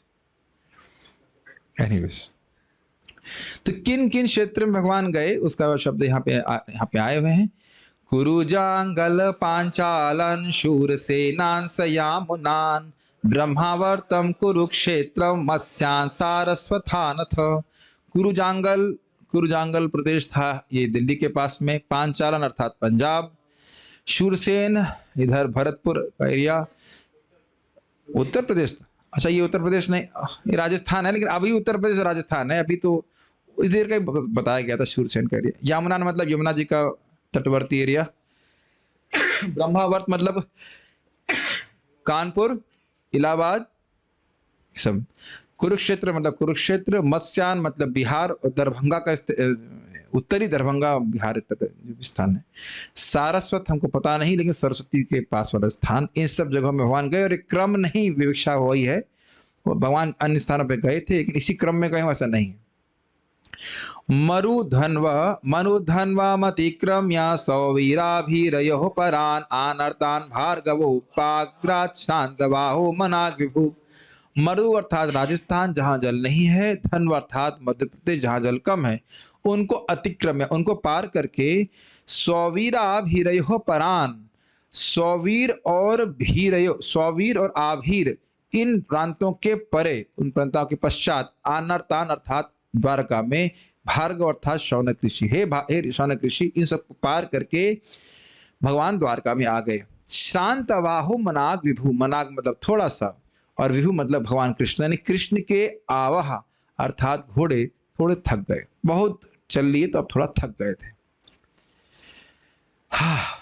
आखिरी श्लोक, तत् भागवत का नहीं केवल इस अध्याय का। तत्र तत्र ह तत्रत्यैर हरि प्रत्युद्यतार्हणः सायं भेजे दिशं पश्चात् गविष्टो गाम गतस्तदा। तत्र तत्र जिन जिन स्थानों का नाम लिया गया और अन्य स्थानों में भी जहां भगवान गए ऐसी घटना घटी है। तत्र तत्रत्यैर जो वहां के निवासी थे उन्होंने हरि ही प्रत्युद्यतारणा भगवान श्री हरि की उपासना करी, उनको वस्तुएं भेंट दी, उनको दीपदान इत्यादि किया।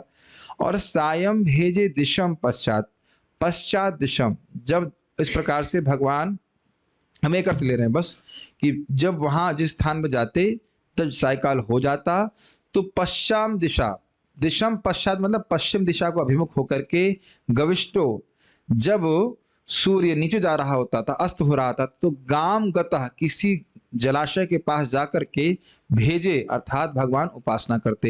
यानी कि शाम के समय जब सूर्य अस्त हो रहा होता तो भगवान गविष्ट अर्थात अपने रथ से नीचे उतर करके किसी जलाशय के पास जा करके उस समय फिर वह संध्या उपासना करते, अर्थात वह आदर्श प्रस्तुत कर रहे होते कि सभी मनुष्यों को क्या करना चाहिए। संध्या के समय शाम का टीवी नहीं देखना चाहिए, अपितु संध्या वंदन करना चाहिए। संध्या वंदन मतलब कृष्ण का स्मरण करना चाहिए, स्मरण करना चाहिए कि मेरा आज के दिन में कितना समय भगवान की सेवा में गया, स्मरण इत्यादि में गया।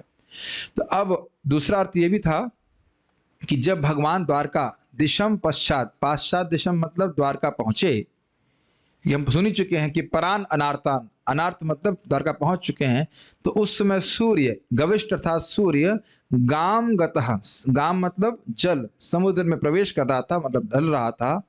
और तब सायकाल में भगवान वहां पहुंचे। अब पहुंचते हैं कैसे द्वारका, द्वारकावासी किस प्रकार से उनका स्वागत करते हैं वे हम आगे सुनते रहेंगे।